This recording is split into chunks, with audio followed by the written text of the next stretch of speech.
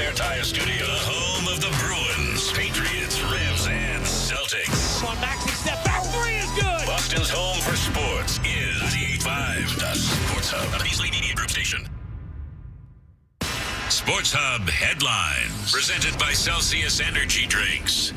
Red Sox beat the Yankees 2-0 to finish off a three-game sweep yesterday. They won their fifth game in a row, then celebrated by trading their best hitter. Rafael Devers is now a San Francisco Giant. In exchange, Red Sox get right-hander Jordan Hicks, lefty Kyle Harrison, and two prospects. Harrison reportedly being optioned to Worcester. Sox, meanwhile, start a 9-game West Coast trip tonight with the first of three in Seattle. First pitch at 9:40 Eastern Time. For the first time in almost 2 years, Dodgers' Shohei Ohtani will pitch tonight as L.A. takes on San Diego. Ohtani expected to start but won't throw more than 2 innings as he ramps up to his return to the mound. NBA Finals Game 5 tonight in Oklahoma City. Thunder and Pacers tied at 2 games apiece. An NBA trade yesterday. Memphis sending Desmond Bane to Orlando in exchange for Kentavious Caldwell-Pope, Cole Anthony, 4 unprotected first-round picks, and 1 first-round pick swap. Another off day for the Stanley Cup Final. Florida leading Edmonton 3-2 has a chance to lift the cup at home tomorrow night. And J.J. Spawn won the U.S. Open by 2 strokes over Robert McIntyre. Sports Hub headlines are brought to you by Premier Basement Waterproofing. Buying a home or finishing your basement? Do what Beetle did. Get it waterproof first so you never see a drop of water again. 844-LIVE-DRY or visit premierbasement.net. It's game over for water. I'm Ryan Johnston of Boston's Home for Sports, 98.5 The Sports Hub. More headlines in around 30 minutes. To us, Boston pride runs deep. I'm a Bostonian! This is Boston's home for sports. Bow, bow, bow! 98.5 The Sports Hub. Ladies and gentlemen, I need all of you to stop what you're doing and listen. Toucher When has that been necessary to fact check? and Hardy I am not known as Mr. Fun. on 98.5. Hey there. Sarge GPT loading up. Let me hear you say, "Boo! Boo! Boo!" Crush me, mommy. Say my name. I'm a robot. I'm the son of the Pope. I'm a goddamn drag. Yeah, good luck, Dude, nothing like a good tushy. I love you. And I think you know that. Excuse me? Toucher and Hardy Watch Daddy and Uncle Freddie. Knocking back some fun, having some fun. on 98.5 The Sports Hub. Let's go. I play turf. Hey! Good morning, everybody. Good morning. We are Toucher and Hardy. Hardy is gone today. Adam's gone today. Ryan Johnson is in. Ryan Beaton is here. It's a whole situation. He's producing. Everything's all topsy-turvy. Everything's all topsy-turvy today. We will get into the Devers trade at great length as the show goes on. I hope everyone had a wonderful Father's Day. I saw Devers' last home run as a Red Sox. It was very exciting. I was at the game yesterday. That's right. You're not on your regular. Okay, Very nice. At Fenway. That's how you spent your Father's Day. You and Milo at the old ball yard. Me and Milo. I did not make my daughter go. It was. I woke up. Another gift to yourself. No, into her. I woke up yesterday morning, and I was like, I'm not going to go to the game. And I looked, and there happened to be 2 very good seats for a very reasonable price. People were in well over their heads what they were asking for that game, and I saw some empty seats there.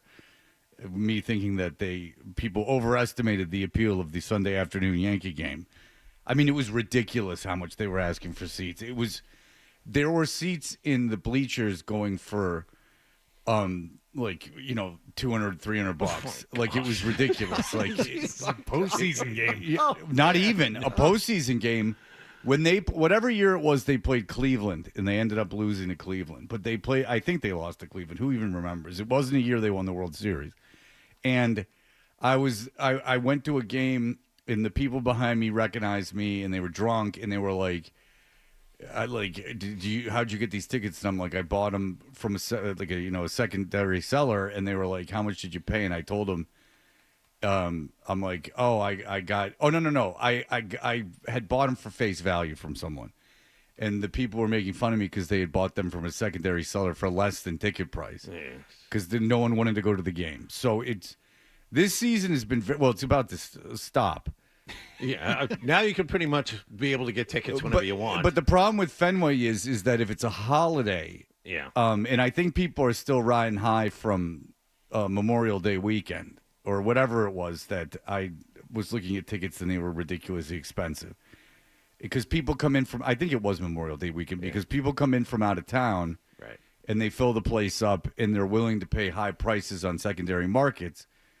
But just a normal Sunday, no. And so, I mean, where were your seats yesterday?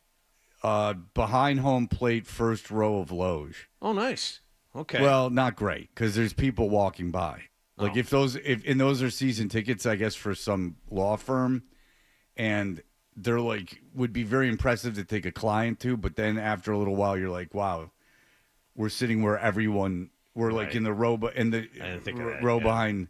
Now there's only 4 seats, and because there's like 2 and 2, and so you can get out easily. There's a lot of advantages to them, but there is that.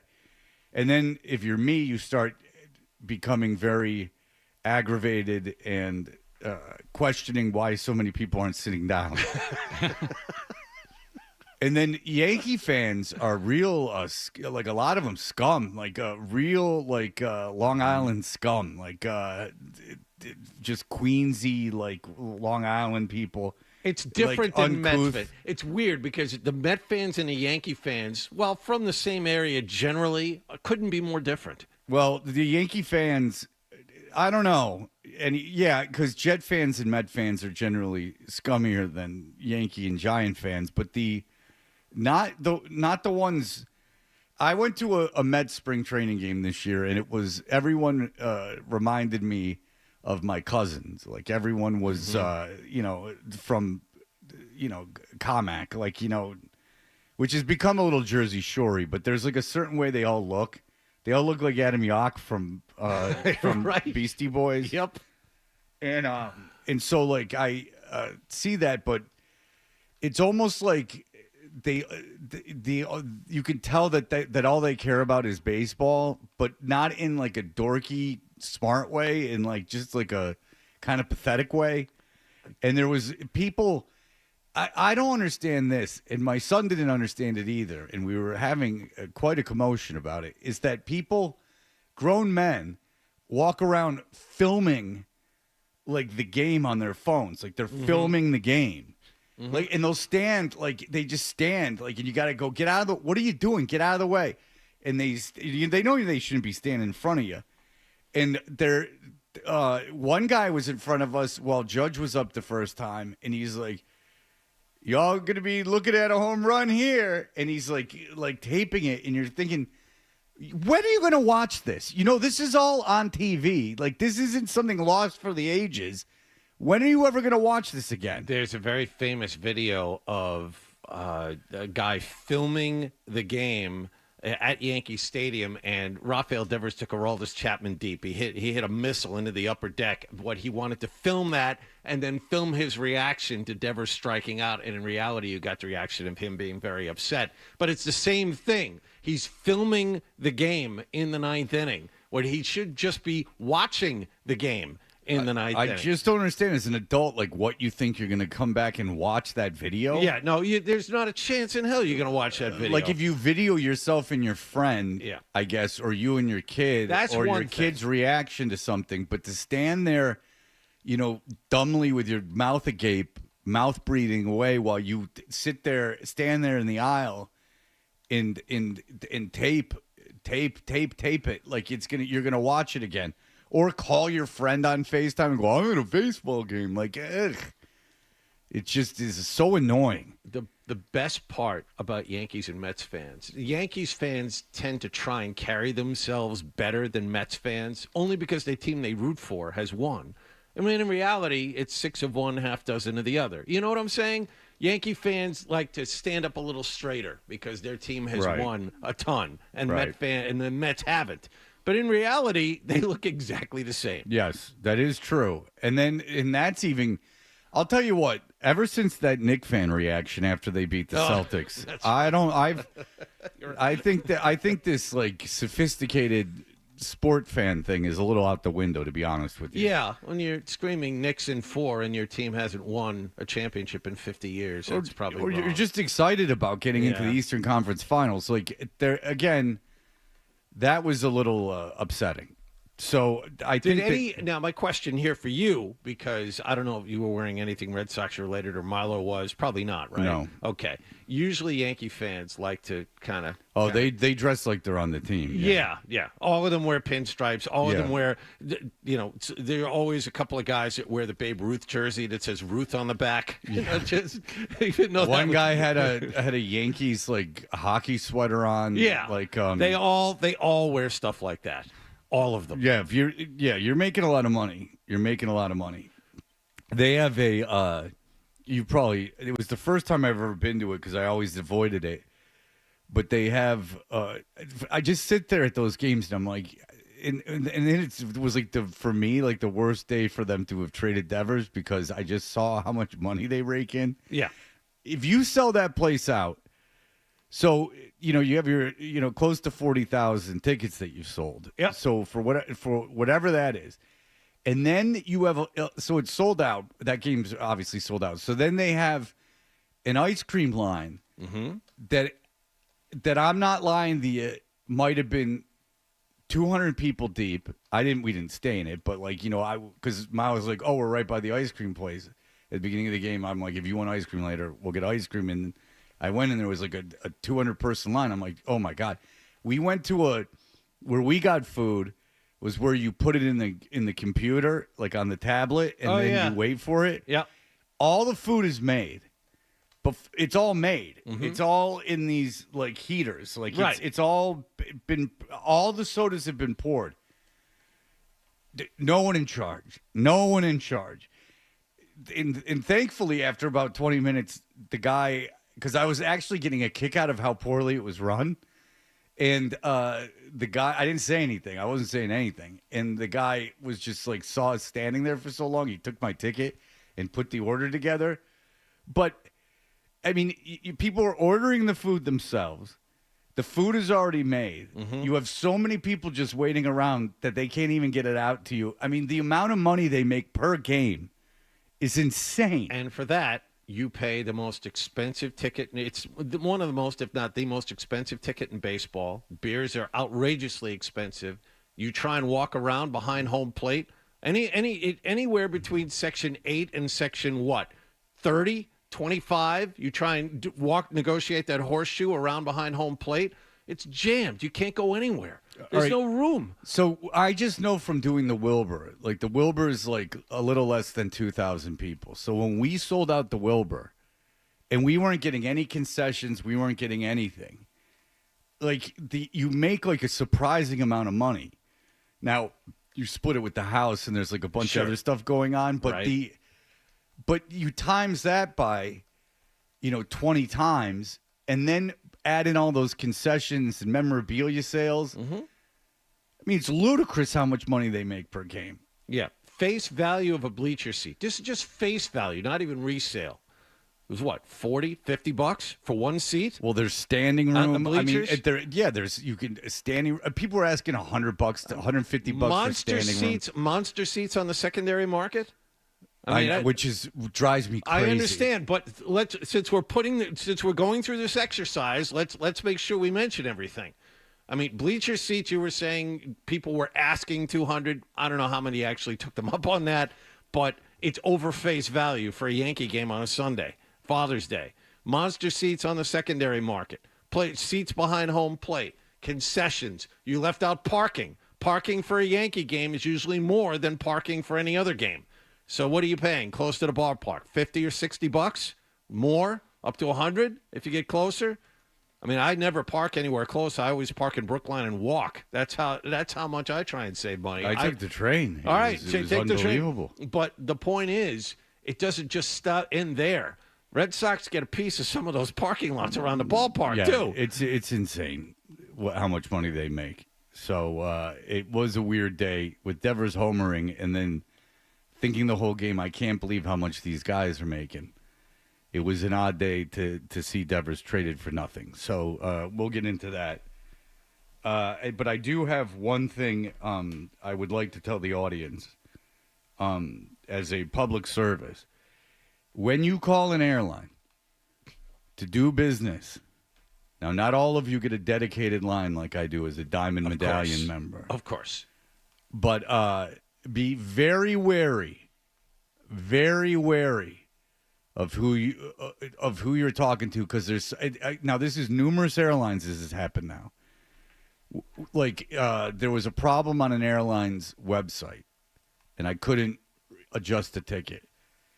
So one time I was flying someone into town, and they had to fly their from New York, so not far. And I had to change their ticket, and I'm on the phone with the airline, and the guys, my advice would be not to talk to a male at all. But the guy's like, the only thing we have is $1,000. And I'm like, okay, this is change from New York to Boston and back. Newark to Boston and back. And I'm like, okay. And I just wanted to hear him out. And so while he's doing this, I look online. Mm-hmm. It's $50. Yeah. To change the ticket. It was not with no ticket charge difference in so I find that $50. He's lying to me. Mm-hmm. He's saying it's over $1,000. He's lying.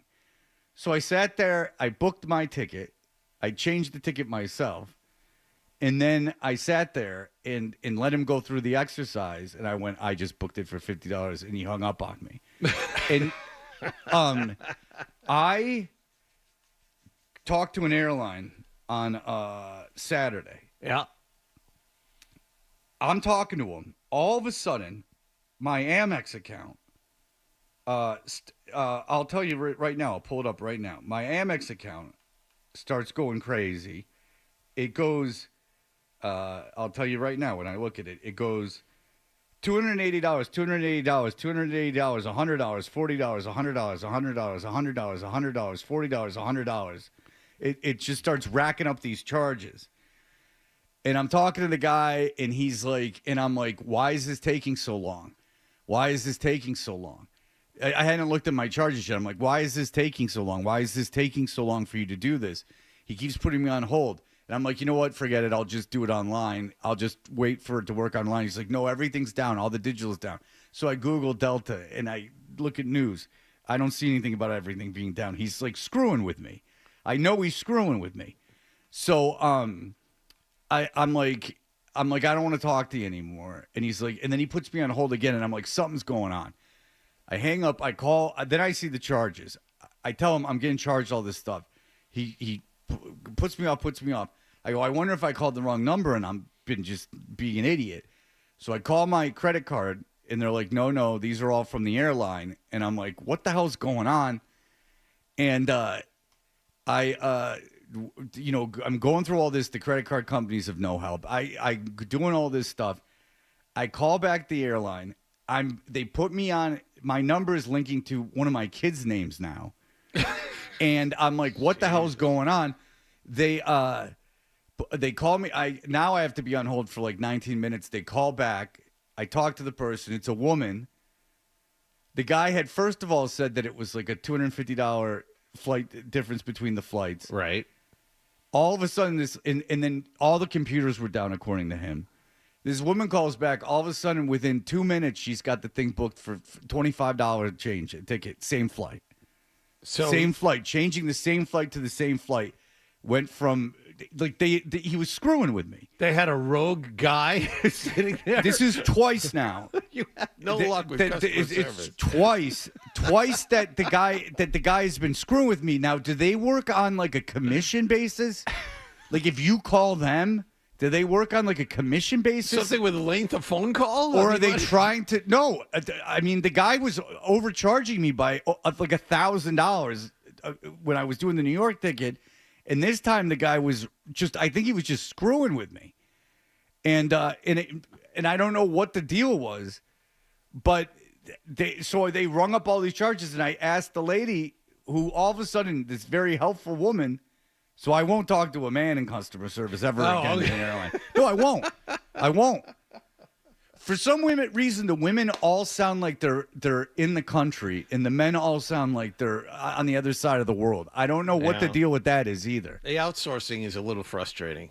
But the one of the airlines I talked to shouldn't be outsourcing my call. My call should not be outsourced. You have the line. I have a dedicated line that's answered. Yes. So I don't know why. Everything was screwed up. It sounds like the guy was just pressing random keys on his computer. Well, when I called back, the airline went right to I didn't get into my dedicated line anymore. It went into, and it said I was Zoe. It said, hello, Zoe. And then there's nothing you can do. You're like, all right, well, now I'm just Zoe, and I got to change this, but I got to talk to someone to change this. Meanwhile, my card's getting charged all over the place. And then when I talked to the woman, she's like, I'm positive that these will all be taken off, and they will. They're pending charges, they'll be taken off. Yeah. But who knows what was going on? He was just jamming his hand against the keys, buying stuff. He just kept charging me over and over again, and not even the price he was less than the price, or the price he was saying. I mean, it was ridiculous. You in customer service, man. It just happens. It's not like I was yelling at the guy or anything. I was having a normal conversation with him. I wasn't even questioning him until the end, but I was like, why are all these charges coming up? And he's like, hang on. And he would put me on hold. And I'm like, charge more. I'm like, this is insane. Yeah. You're screwing, you're actively screwing with me. I don't know what was going on. But my advice is this. If you call an airline, do it online if you can. I just couldn't do it online. It wasn't working. But my thing is, if you're calling an airline, hang up until you get a woman. Hang up until you get a woman.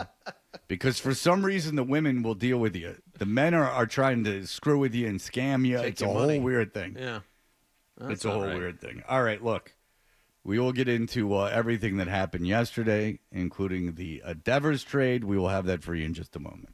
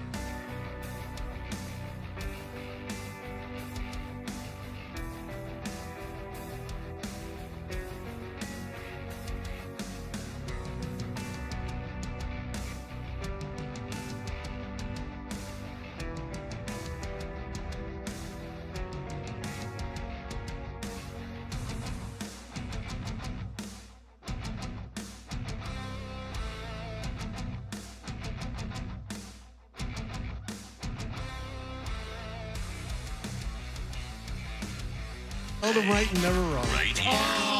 Is that Dutcher or is that Hardy? I know, looks like a poodle. It's an effing poodle, dumbass. The Sports Hub. Did you catch a game last night?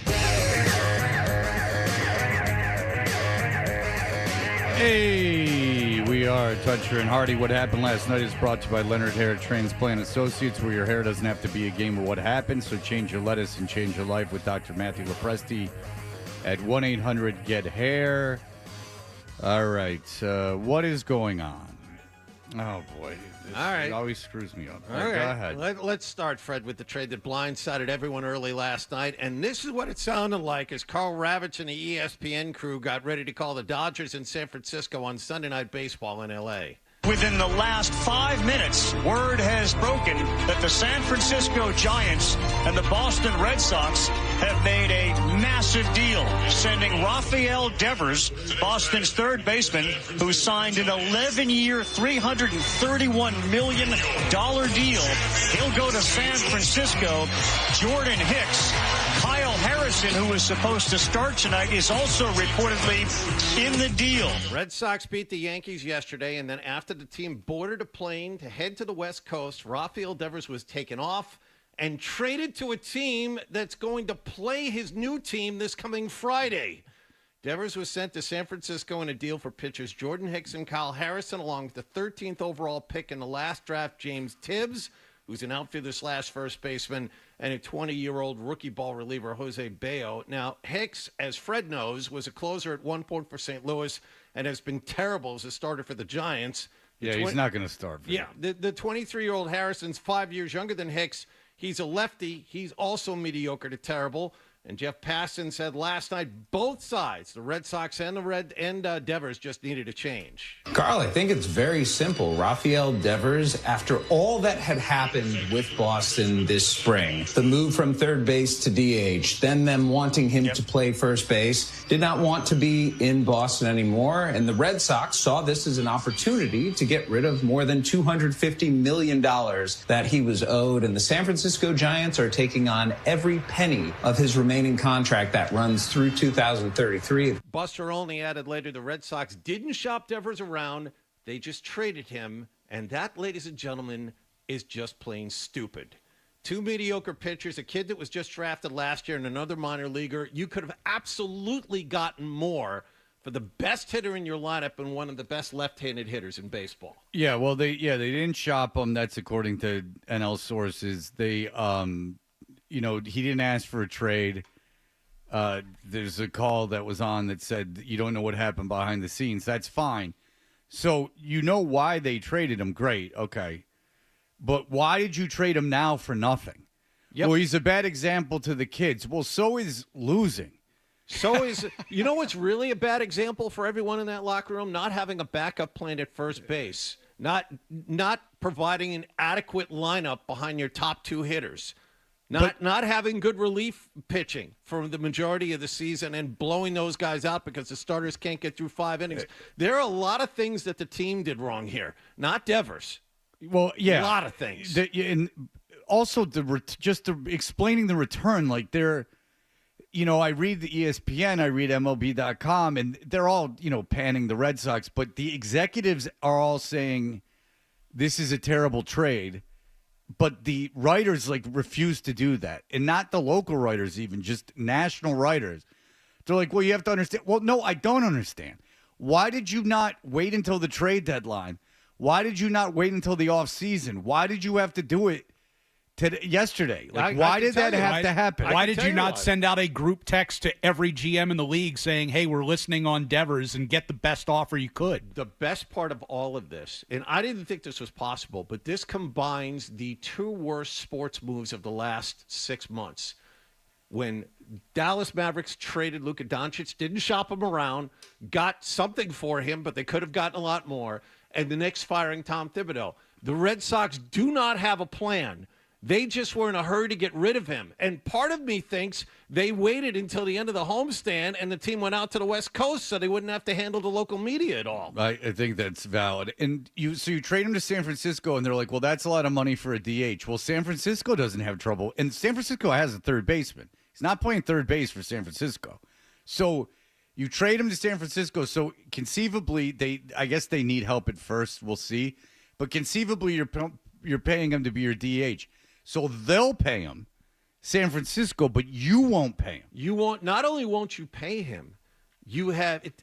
There's so many things wrong with this. Not only won't you pay him, you got nothing back that you can show the fans. That's what I'm saying is that if none of it makes sense. It's like a linear trade in terms of market size, in terms of spending power. So, if it was Colorado that made the trade or, Arizona that made the trade, you would be like, I'd still be pissed. I'm a Cardinal fan. So here's how I usually reserve judgment on, and I think that especially with the Red Sox, people go too insane with everything. But I put it in this perspective. The Red Sox, the Cardinals, they didn't do anything in the offseason. Fred, what do you mean they didn't do anything? They didn't do anything. They didn't do anything. Like, they did not do one thing. Good or bad, they didn't do anything. They didn't get rid of people. They didn't sign people. They didn't do anything. And if they gave up their best player for nothing, I would be furious. It would try. You understand why they traded Devers. Like, I get it. Like, he wasn't cooperating. Fine. You did this to yourself a little bit, but fine. Yes. But what he was doing was hitting at an elite level. That's the other thing. None of that outside noise bothered him. He was still performing at an exceptionally elite level. He has more extra base hits than anybody else in baseball the last 5 years. Will Leach wrote something from MLB.com, and he's not even being overly critical of it, but he was saying, there's going to be conversation in a couple years about Devers being a Hall of Famer. And so conceivably, you've given up 2 Hall of Famers. And this deal's worse than the Betts deal in that Betts, at least his contract was coming up. And you and I talked about this at the time, and we were on the same page with this. Considering the direction the Red Sox were going, they were going to limit spending, and their mantra at the time was, let's get under this repeater tax so we can reset ourselves and then spend later. That was what they were saying then. Little did we know what was going to happen afterwards. But if you had signed Mookie Betts to that massive contract, he would have become Mike Trout. A great player on a team that constantly missed the playoffs because you didn't spend anything else to bring people in around him. Or you spend it the wrong way, yeah. And so they signed Devers to this contract because they traded Betts in the blowback. Well, yeah, they backed themselves into a corner. They got rid of everyone, and Devers was the only guy left. And if they had let Devers lead, there would have been a riot. Right, and then Devers is making $380 million, but look at what Guerrero just signed for, $500 million. Yeah. So, I mean... He's a cheap contract. He's making an average of under $30 million a year. So while that might be a lot of money to normal people, in baseball terms, it was a great deal for you. I don't care how many problems you had with him. I don't care what positions he refused to play. You couldn't find a way to exist with this guy for 6 weeks while you found a better deal. Or better yet, since all of a sudden you're back in contention and playing your best baseball of the season, you couldn't find a way to get along with him for the rest of the year to see how things played out. He wasn't the best player in the world to deal with, I'm sure, but at the same time, he is the cornerstone of your franchise at the moment. Hitting-wise, there's nobody else like him. And in a lineup with only 2 people, you just traded one of those guys and didn't get anybody back to replace him. Organizations wait decades to find a bat like this, and you just gave him away. What the hell are you guys doing? I don't understand why they just... dumped him for nothing. You got nothing. Hicks sucks. He throws hard, so that's fun. So you can go to the game and look at the radar. Yeah, he's 102 miles an hour in every direction.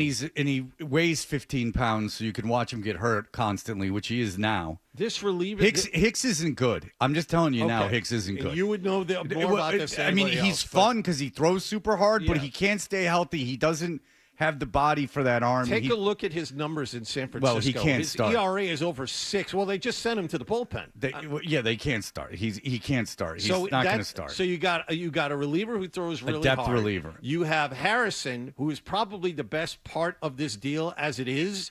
Harrison was a top 30 prospect, according to Baseball America, Yeah. at the beginning of last season. But he split time between major and minor league teams this year. His ERA is not very good. And the kid that you got that they're going, well, he was the 14th pick or whatever in the draft. I was hearing yesterday from baseball guys that he was a very controversial first-round pick. He was? Because of his lack of upside. Okay.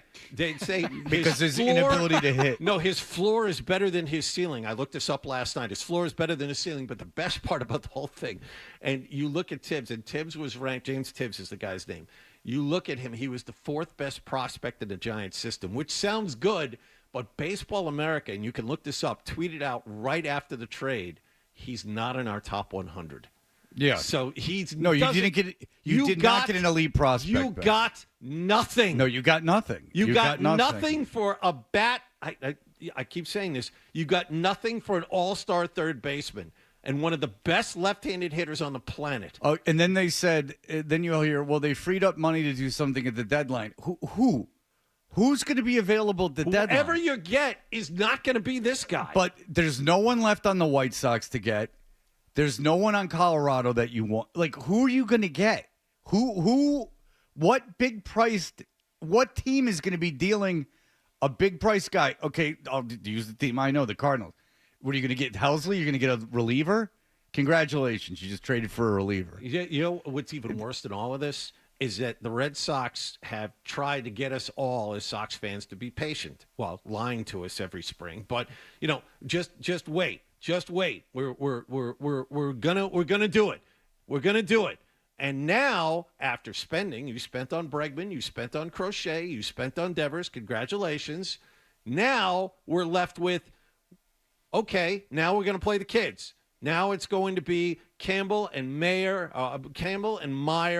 and Roman Anthony. And I heard Dan Roach, who we're going to have on next hour. We can ask him about it. The Red Sox, apparently their cornerstone is Roman Anthony now. Well, start the clock on him. Well, how long until he gets dealt away?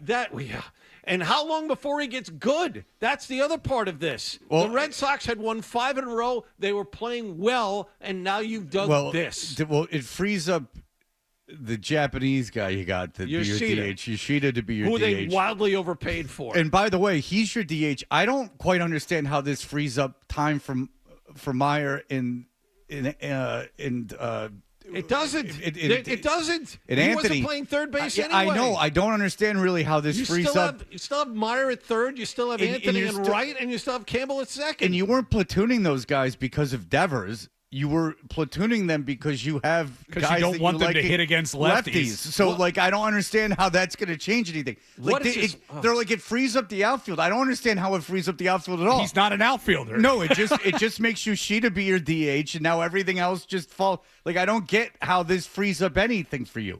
It doesn't free up a position. It doesn't. So that's also interesting. And also, I don't know why you trade your best player for nothing to free up a position, even if you were freeing up a position. I really want and then if Red you wanted Sox. to free up a position, why did you sign a guy that played the same position as your best player? None of it makes sense. I need John's very happy about right. everything. Go ahead, John. It frees a position because William Ray's coming back and Roman Anthony's in the DH. Well, then where's Yoshida going to play? Yoshida's not going to play. Yes, he is. They're paying him a ton of money. He might platoon. They're going to cut him too. They're going to cut him? You're not going to. No value. It's Trevor Story. It's the same thing. They're going to end up cutting him if he doesn't keep hitting. They're going to cut him. They're going to cut baseball players with guaranteed contracts. They're going to cut them. What sport are you talking about? What planet are you on? Who are they cutting? These are guaranteed contracts.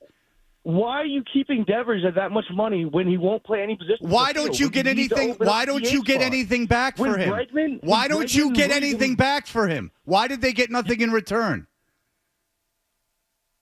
Good call. See, that's call. That's the good call. That's you the whine issue. like a baby. You can bitch all you want about whether Devers should have been traded, but once you decide to trade him, you have to get a haul in return.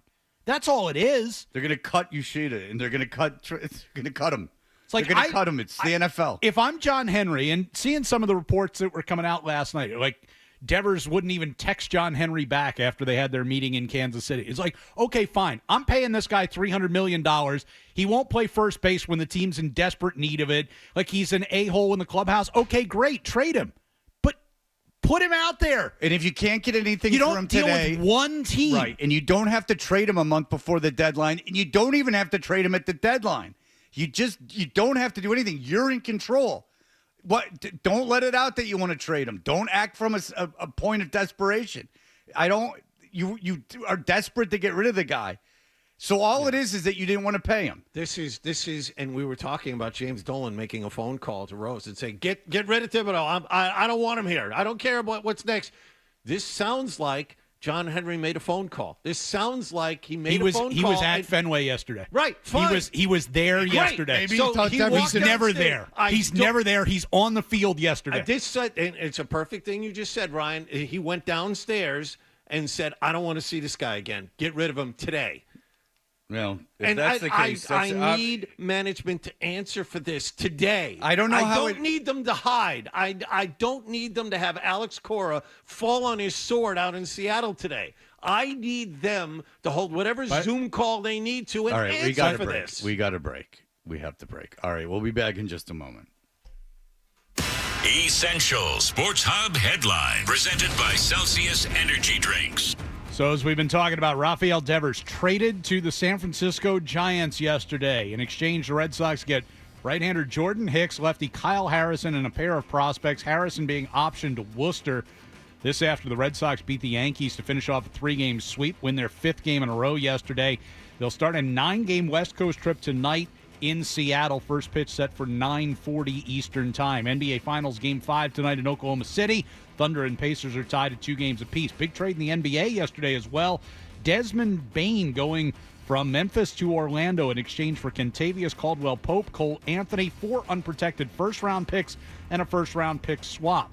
Off day for the Stanley Cup Final. Florida leading Edmonton 3-2 with Game 6 tomorrow night. The countries that qualified for the Winter Olympic Hockey Tournament next year are today naming the first 6 players of their preliminary rosters. Czechia has announced this hour the Bruins' David Pastrnak and Pavel Zacha will both be part of their team. J.J. Spawn, your winner at the U.S. Open yesterday. Headlines brought to you by Valvoline. Enjoy quick and convenient vehicle maintenance this month. Visit NewEnglandOilChange.com for 15% off your drive-through oil change at Valvoline Instant Oil Change, the official oil change of busy people.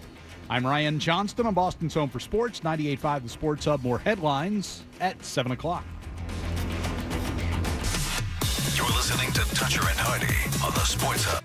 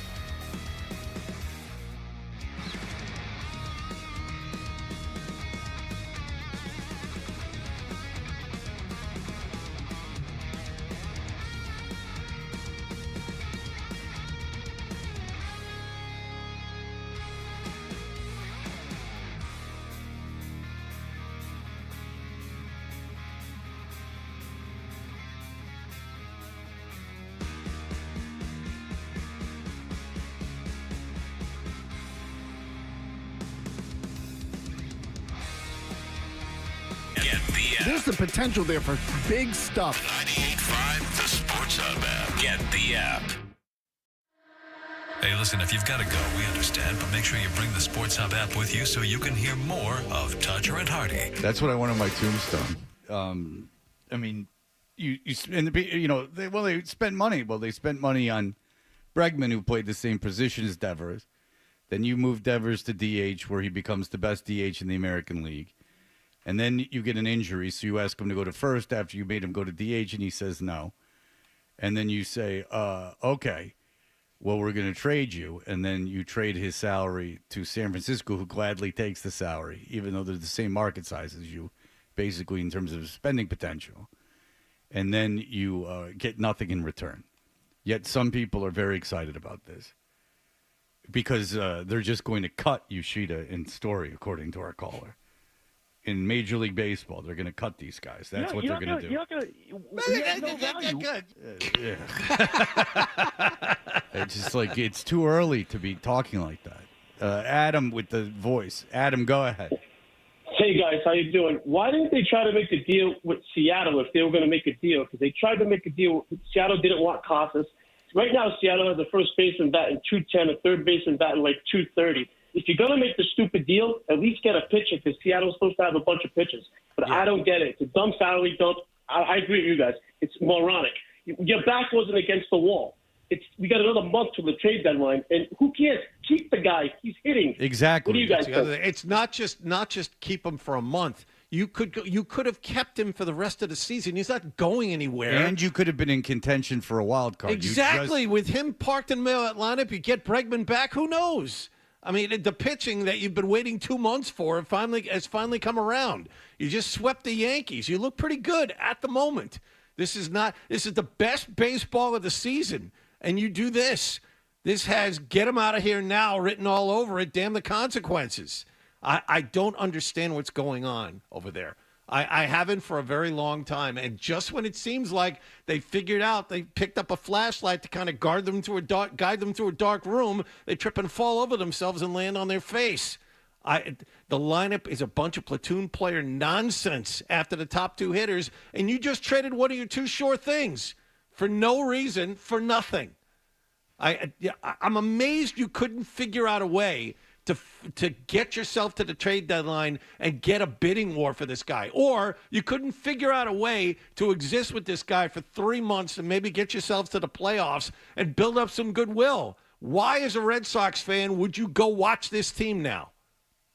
Somebody explain that to me. Why would anyone go watch this product based on what just happened last night? Because of the kids.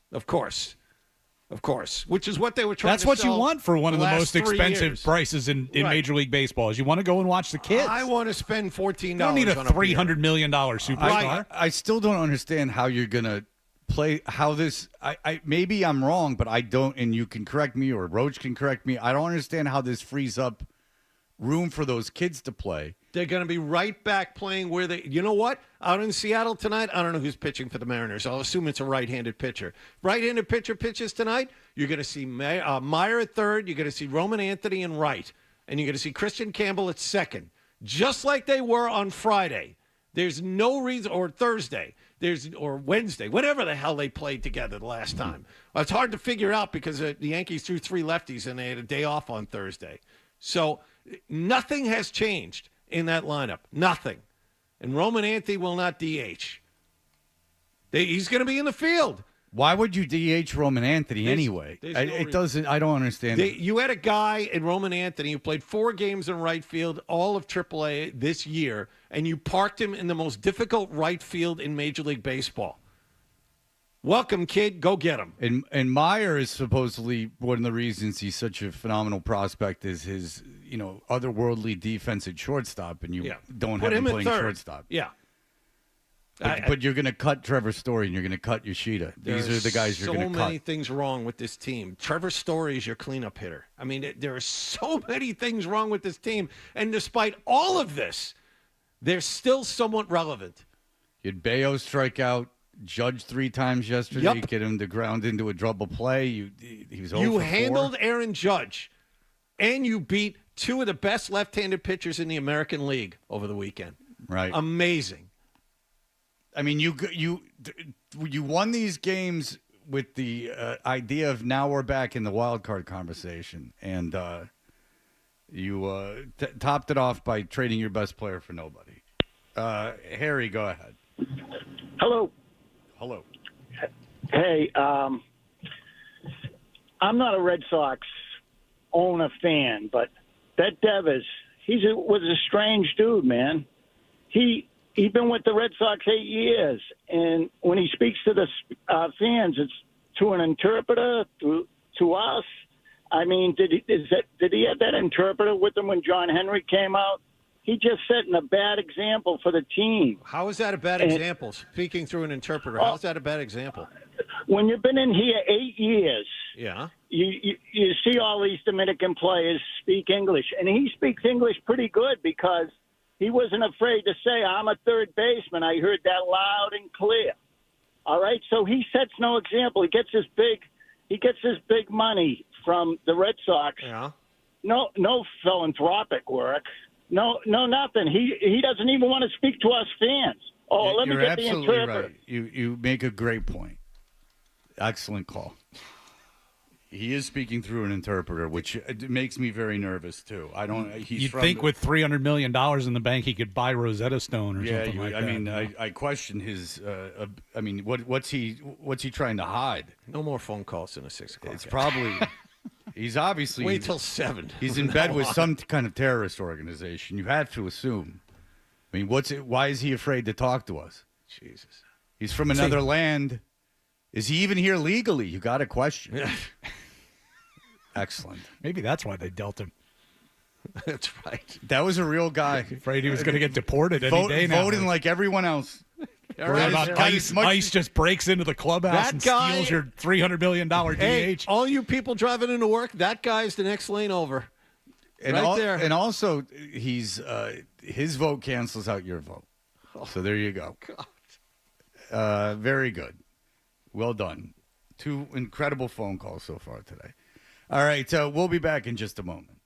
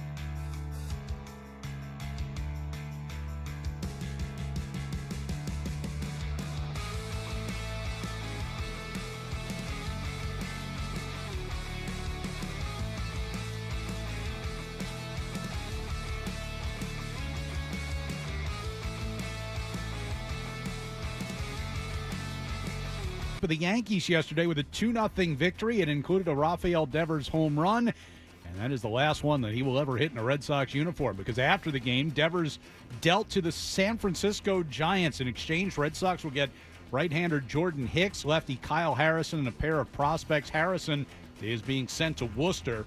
Sox start a 9-game West Coast road trip tonight against the Seattle Mariners. First pitch 9:40 Eastern Time. NBA Finals Game 5 tonight in Oklahoma City. Thunder and Pacers tied at 2 games apiece. Yesterday in the NBA, Memphis trading Desmond Bane to the Orlando Magic in exchange for Kentavious Caldwell-Pope, Cole Anthony, 4 unprotected first-round picks, and a first-round pick swap. Off day for the Stanley Cup Final. Florida leading Edmonton 3-2. Game 6 tomorrow night down in Sunrise. And the countries that qualified for the Winter Olympic Hockey Tournament next year today are naming the first 6 players of their rosters. Czechia has announced the Bruins' David Pastrnak and Pavel Zacha will both be part of their team. J.J. Spawn, winner at the U.S. Open by 2 strokes over Robert McIntyre. Headlines brought to you by Eastern Mass's leader in drain cleaning and pipelining, Drains by James. Slow drain, clogged drain. You need to contact Drains by James today at drainsbyjames.com. I'm Ryan Johnston on Boston's Home for Sports, 98.5 The Sports Hub. More headlines in 30 minutes. Listen to it, laugh at it, get mad at it, agree with it, argue about it.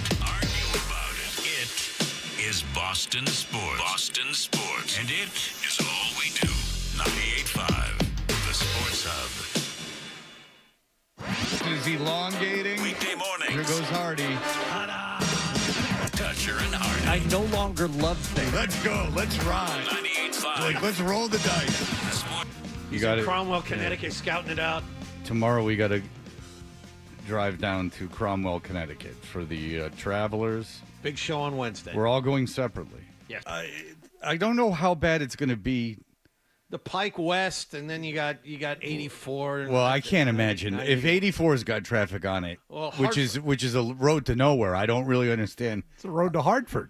No, I know a road to, like I Yukon. said, a road to nowhere. So this is Stores, Connecticut. Yeah, exactly. I'd be very surprised if there. I would look at. There's traffic on Route 2 out in the middle of nowhere at 6 o'clock at night. So what do I know? All right, everyone is still. Their heads are spinning about this Devers trade, and I have a self-aggrandizing email here, so I will. Okay. I will read it. Well, first of all, Clarence says obviously getting rid of Devers was good. The cost of his interpreter was $60 million a year. Right. That dude saying being foreign was a reason. A man called up, if you don't know what he's talking about, saying how Devers, he was hiding something because he had been here for 8 years and he was speaking through an interpreter, which is, I was telling John off the air, I said, I wish I would have known how dumb these callers were before I started at 98.5 The Sports Hub, so I would have been a lot less intimidated of doing sports talk radio in Boston. Paul said, Fred, now here's the self-aggrandizing, allow me. Paul said, if you want to call in 617-779-0995, nothing could have been a bigger gift than this trade for us.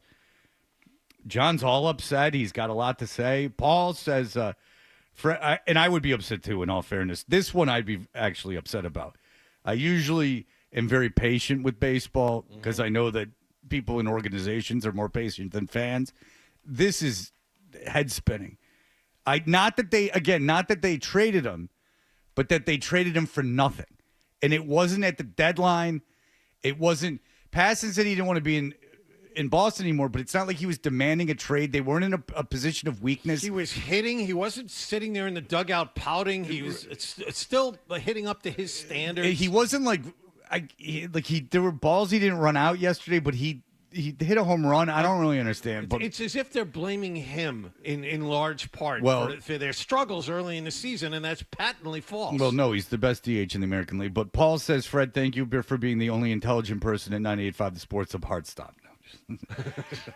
To understand that the Red Sox effed up the whole Rafael Devers situation starting in the offseason, the Red Sox knew they were going to either sign Alex Bregman or trade for Nolan Arenado to play third base. That was when the Red Sox should have approached Devers about becoming the full-time DH and also with the possibility of playing first base, knowing Tristan Casas' history of always being hurt and the Red Sox needed to be prepared. The Red Sox effed up from day one. Here's the thing. That's what I was saying earlier. You gave no communication. They screwed. The idea that your star player should just accept 2 on-the-spot position switches is odd.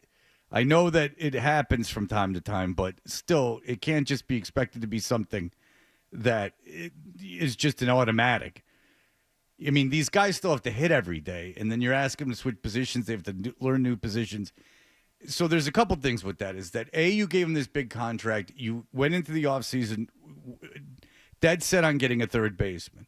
So then you knew Devers was going to be your DH, and that you were going to be paying your DH this kind of money. So that's not an excuse. And if you thought it was too much money for a DH, then you should have told him in the offseason to learn how to play first base. I bet you if you went to – do you have any doubt if they would have gone to him in the offseason and said, do you want to learn first? Could you learn first base? We want you to be a first baseman. He might not have been happy about it, but he would have done it. The reason that he was refusing now is because they waited until basically the day they arrived at spring training, despite the fact that they had Bregman under contract forever before that, to address where he was going to play. And so he was pissed about it because they weren't honest with him from the beginning. And by the way, he would have been probably a lot happier playing first base because he wants to be in the field. That was the big thing. I think, look, he would have preferred to play third base. He would have said, I played third base all my life. But at least first base, he's on the field. Like the problem with being a DH is it's looked upon as a demotion because you're not playing all the time. And if I guarantee you, if you would have said, we want you to play first base, you're our first baseman, this is where you're going to play for the rest of the time you're with the Red Sox, he would have been maybe not thrilled, but would have done it and everything would have been fine. And that's a perfectly reasonable contract for a first baseman. And then there you go. Go back and listen to the Devers quotes when they finally talked to him. I'm sorry, through his interpreter, when they talked to him through his interpreter. And it was like he was blindsided when he showed up. And that's... I don't understand what's going on with the Red Sox. Michael Holley was on filled in last week, and he said something very strange. He had talked to someone with knowledge of the situation. There's a serious disconnect between the front office and the manager. And you remember Alex Cora basically refused to force Devers to do anything. He's got a good relationship with Devers, and it just seems like the front office wanted one thing, the manager wanted something else, and Devers got caught in the middle. And there was no communication between the three. I don't get if you are – these owners didn't get stupid over 20 years. What is going on? Why couldn't – this is a quick fix and an easy fix. And if they had just gone to him in the offseason, like you were saying, and say, you know what, here's the game plan. If we want to get better as a team, we need Alex Bregman, and we need you somewhere else. And yeah, you're right, Ryan. He wouldn't have liked it, but he more than likely would have done it. I don't know. And we're not here. He today. wouldn't have disliked it as much as being DH. I can almost guarantee you that. Is that he would have liked it more than getting moved to DH because at least he's in the field. At least he's active in the game. Because again, being a DH is looked upon as a demotion, and playing first base isn't. Now, it wouldn't have been his dream, but I'm sure he wouldn't have been devastated by it. And now you're asking Cora the impossible. So you're supposed to win. You went in on Crochet and Bregman. You're supposed to win, but then you force 3 kids on them, and then you're supposed to play them every day, but you have guys that crush left-handed pitching. So you can't play 3 kids and then be expected to win. You just can't. You can't move in 3 kids and say play them every day. Here's the thing, and expect to contend. It's actually 4 with Narvaez, who's a rookie too. I mean, he's the guy hitting cleanup for you most days. Well, there you go. So 4 kids, 4 rookies that you're supposed to play them every day, and you're supposed to win. That's probably why he's platooning them, is because he's like, this isn't. What do you want me to do? And now you get rid of Devers. And now this makes room, but I'm still not positive how it makes room. This I might be wrong on, but I'm still not I'm not certain how this frees up the outfield or how this doesn't. No, you're right. You're dead on about this. No. Because that seems to be a big chorus of media people saying this frees up room for the kids, and I don't understand how it does at all. Now think about it when Wilyer Abreu is on the injured list. What happens when he comes back? Right. I mean, now you can DH him. That's right. He's a Gold Glove right fielder. You're going to DH him. That's the thing. The Red Sox ownership has no ability to communicate with their players. That's what this says to me. They have no ability to communicate with their players until it's too late. John Henry flew out in early May to Kansas City. Oh, something's wrong. Something was wrong in late February, and you did nothing. You didn't smooth anything over. If you traded Duran, I'd even understand. Because at least that frees up an outfield position.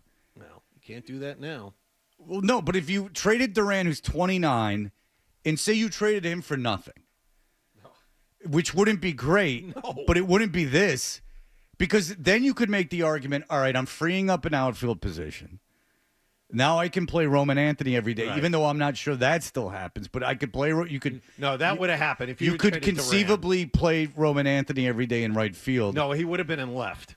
Left field. Fine. Anthony would have been in left. Fine. Yes. You would have put Roman Anthony. Where he played. Well, fine. You would have put Roman Anthony in left field, and then you could have gone. All right, that's why we made this move, because someone had to go, and he was the piece that was easiest to move. But that would have been bad even. Yeah, I wouldn't have liked that either. No, you wouldn't have liked it, but at least you would have gone, okay. I would have understood it a lot more than this. Yes. Then you could at least use that argument. But now that I don't understand how that argument makes any sense. Maybe Roach will. But as far as I can see, I don't understand how that makes any sense. This is a shift change here. When Bregman comes back, whenever he comes back, they'll hit him right behind Duran, but you'll still have spare parts hitting behind them. Right, but Story's still shortstop. Bregman's still third base.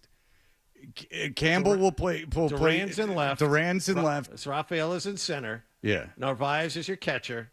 You have guys playing these positions, but then you have, toss them in a hat. Oh, it's a left-handed. There's a lefty pitching today, so we have to have these guys play. We need Romy Gonzalez playing. Right. Myers still not your Rob shortstop. Refsnyder's playing. But you still have utility guys like Abraham Toro hitting in the middle of your lineup.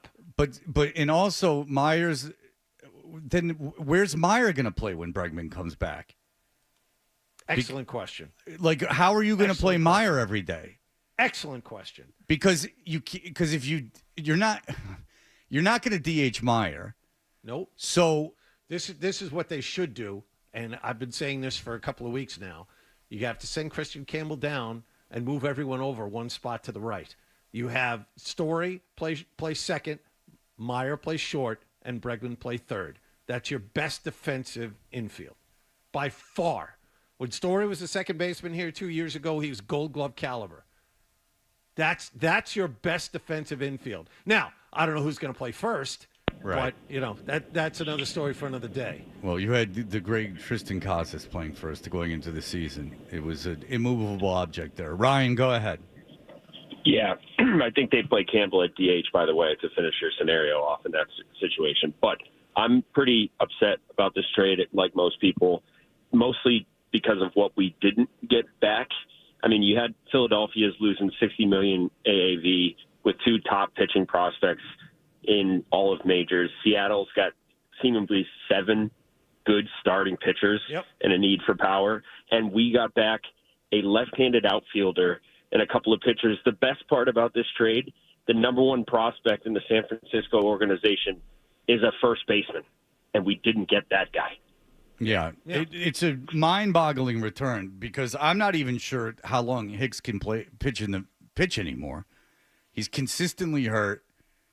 He is not going to start for you, so he's just a depth piece in the bullpen. And you got a swing starter, and then you got kids that are in low ball, and one of them was a controversial first-round pick, and I don't even know what the other one does. The other one's a reliever, a right-handed reliever at rookie ball. Congratulations. He's 20 years old. Yeah, so good. He's only 4 or 5 years away, and then he can be a long reliever. By the way, this guy Tibbs is in high A ball. He's 2 or 3 years away. Right, and he's and I heard that when he was drafted, it was a controversial first-round pick because of his low ceiling. Yes.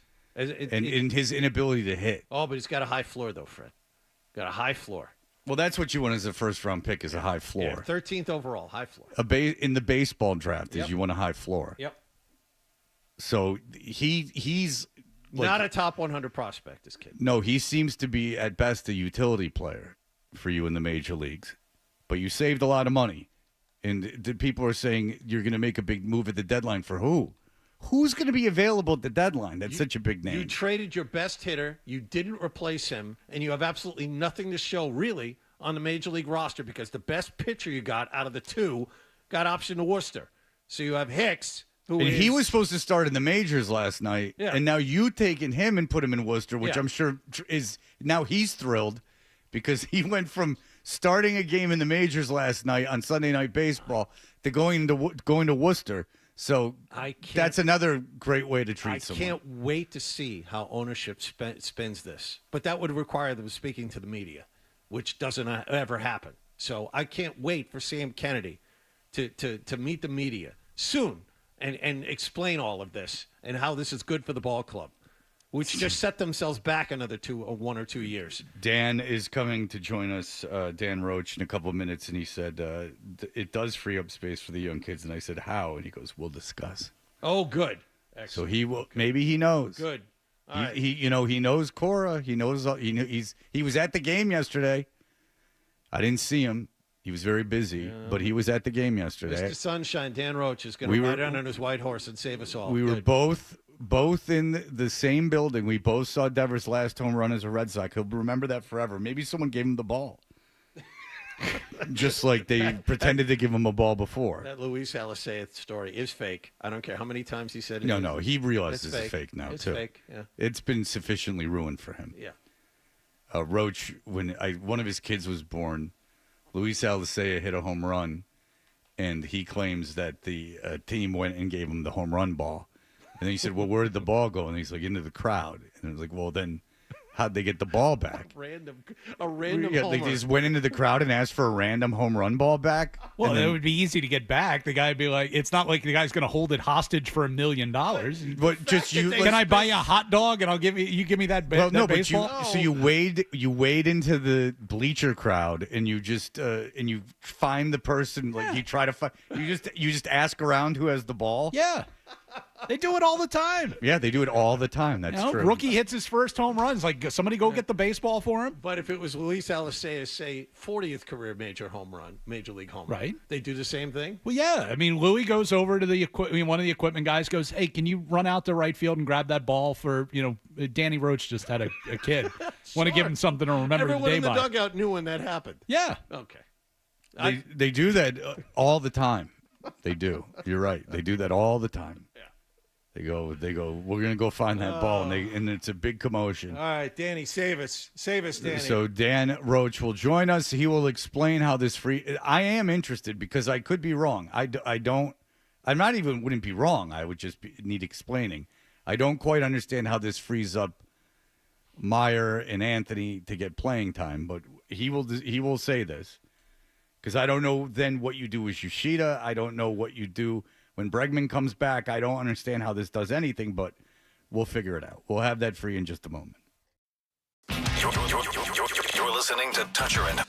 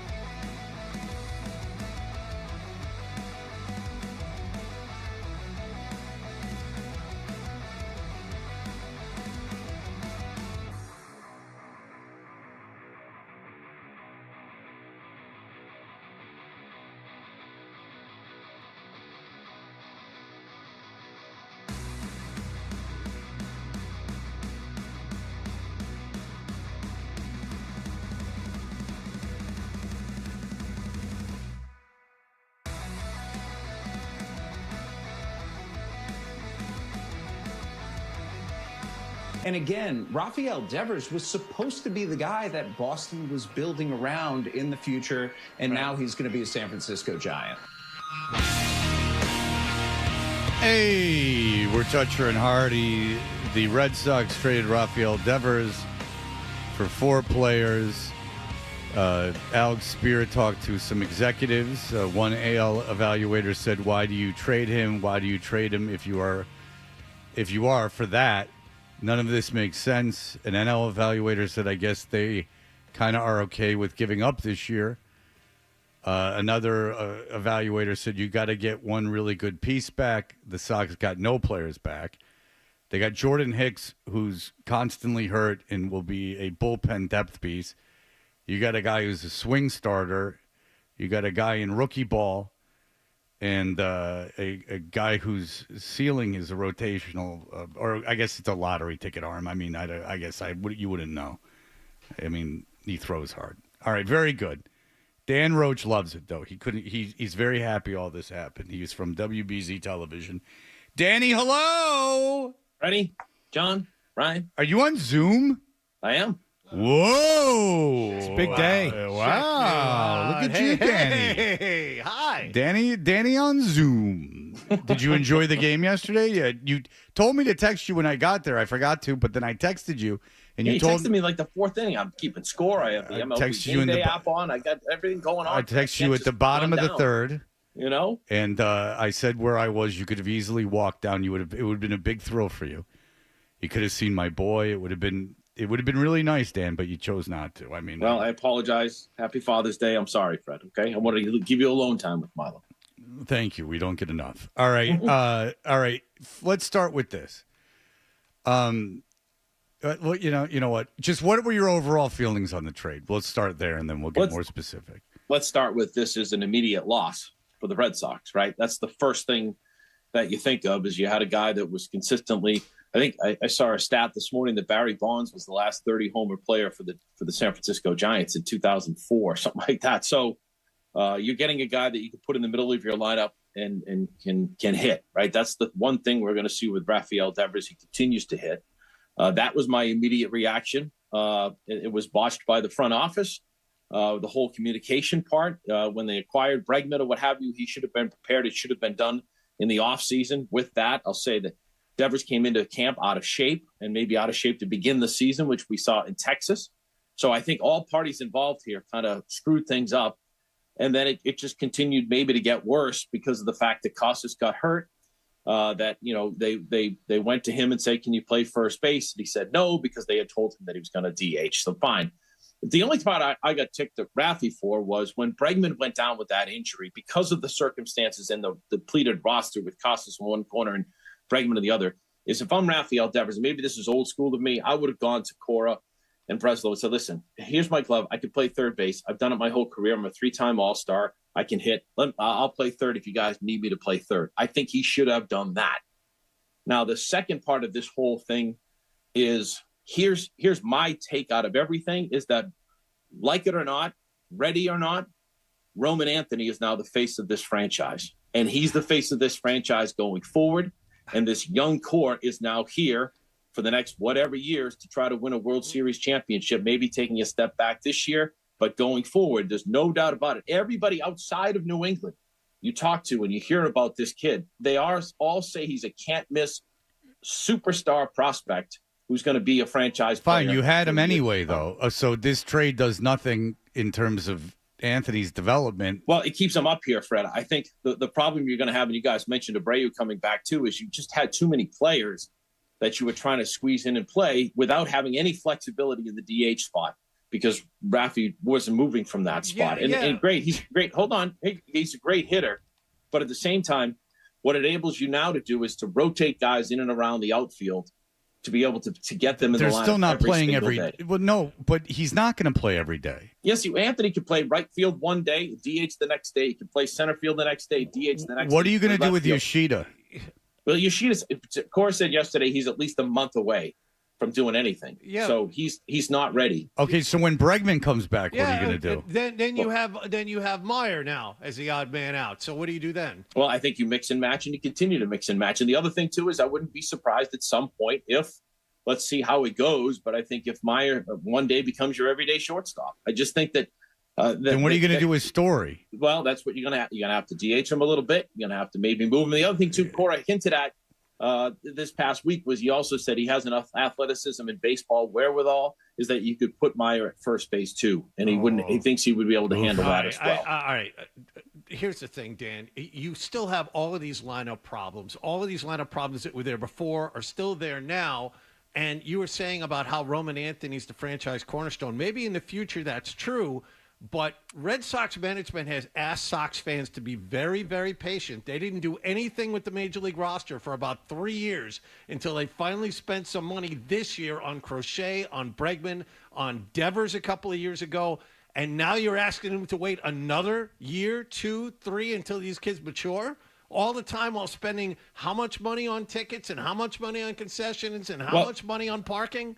I get that, John, but I think if you look at the Red Sox right now, you see that. How can you not see that these kids are the face of the franchise going forward? Roman Anthony is the guy. Okay, but I don't understand what this has to do with Devers. Because I think traded. with Devers, Fred, is inflexibility, right? So here you go back and we'll talk about it again. They asked him to move. Let me ask you this though. Wait, Fred. No. You're just explaining what I already know.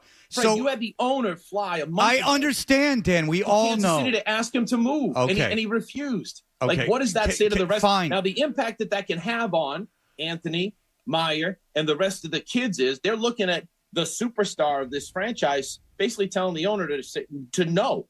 So, what does that say about the team? And what you're trying to do in the club. And I'm not in the clubhouse. Okay. We're not in the clubhouse. Why so I don't know what did you trade him for nothing? Like in that clubhouse. Why? Okay, Dan. Again, these are all things we know. Why do you trade him for nothing? They didn't trade him for nothing. They traded him for the fact that San Francisco took the entire contract. That was the biggest thing first and foremost. So saving money was the best thing you got out. No. Saving money to be able to use that money. Now I will hold them to a fire if they don't go out and use that money because they still need some veterans to help this team and get this team going. They still need starting pitching because Walker Buehler hasn't been the answer behind Crochet. But, okay, so if they don't spend the money, Ryan, then he can come at me and say they did it just to save money. So, no, this was to me made because of the fact that they needed to get a team mentality going back in the right direction with these young impressionable kids that are watching them every single day. But Dan, okay, so they still have they have flexibility to do whatever they want with the roster. Why didn't they shop him? If Buster Olney's report last night is accurate, they weren't shopping him. They just made a deal with the Giants, and that this trade came as a shock to general managers around the league. So if that's the case, and you need to add to your roster, why didn't they add to the roster in this trade? You would have gotten a hell of a lot more if you had started playing teams off each other. But again, I go back to this. Would you have gotten other teams to take the entire contract? That's the other issue. I would rather if you're going to trade Devers. I'd rather get something back for him. Seriously, I'd rather pay 25% of that and get better prospects and I don't know a guy who I could insert in my lineup today, as opposed to letting someone else take all of the contract and getting nothing. The Giants were willing to take it on. I'm guessing there's at least one other team who would have been willing to take on that contract for a guy of his ilk. Yeah, okay, so someday he's going to be over 30, and, maybe the contract won't be as good in the last 2 or 3 years. This is the kind of deal. I mean, the Red Sox made that deal knowing that he was going to be over 30 someday. So why is it so onerous of a contract? I'm not saying that they're not going to miss him. I agree with the trade. I'm just saying that this is what I think that they are thinking, and that they need their kids to play, and they want these kids to play. So they didn't bring other guys back here because they had a roster logjam to begin with. They didn't want to trade Abreu. They didn't want to trade Duran. And I think that going forward, they can build with this team. Why wouldn't you trade? Why wouldn't you trade Abreu and Duran? Yeah, why would you trade your best player? It's like we have a log jam, so get rid of the best, most expensive guy. Hardy texted everyone out of the way. Everyone out of the way. Hardy texted me, and he's talking to an inside source with I'm not making this up. He's talking to This is going to make you feel a lot better. Hardy is texting with. He was nice enough to send this to me. He is texting with someone with the organization. I'm not being sarcastic. Okay. All of this is true. All right. And this, I don't know who it is. I don't know who it is. Okay. It doesn't say. I wouldn't say anyway, but it says Hardy does not trust me with who it is. It's just an inside source. But there you go. It really comes down to his contract came with responsibilities to the fans and the team that Devers was not living up to, and ownership had enough of him.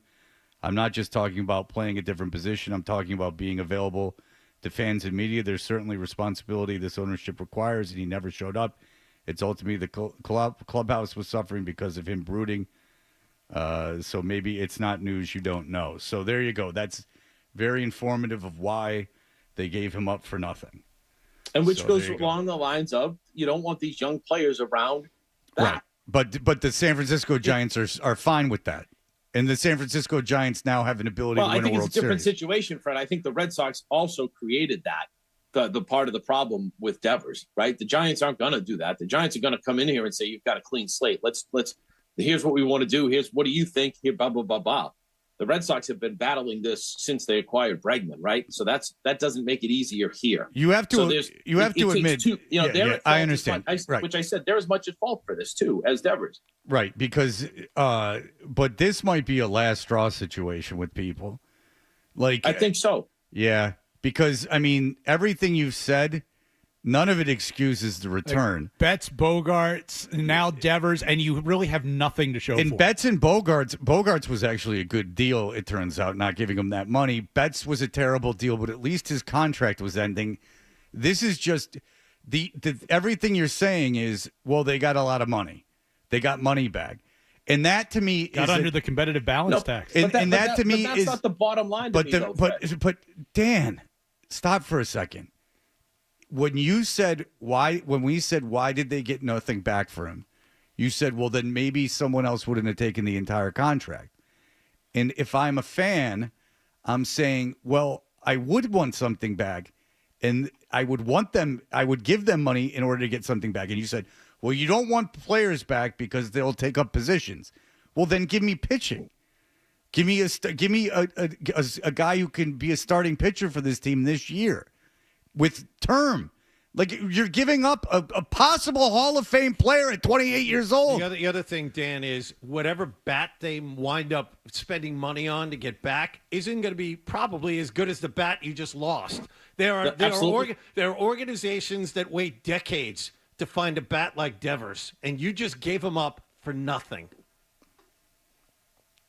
Correct. I mean, I'm not going to sit here and say you're wrong, John, but I'm trying to tell you how I perceive what's going on in the fact that it was a problem and it had been a problem for a while now. And they didn't want the young kids to be exposed to that. And the other part of that is we finally, people have been begging for them to call up Roman Anthony. You got your wish. Now he's got to play. They can't just call him up and not play him.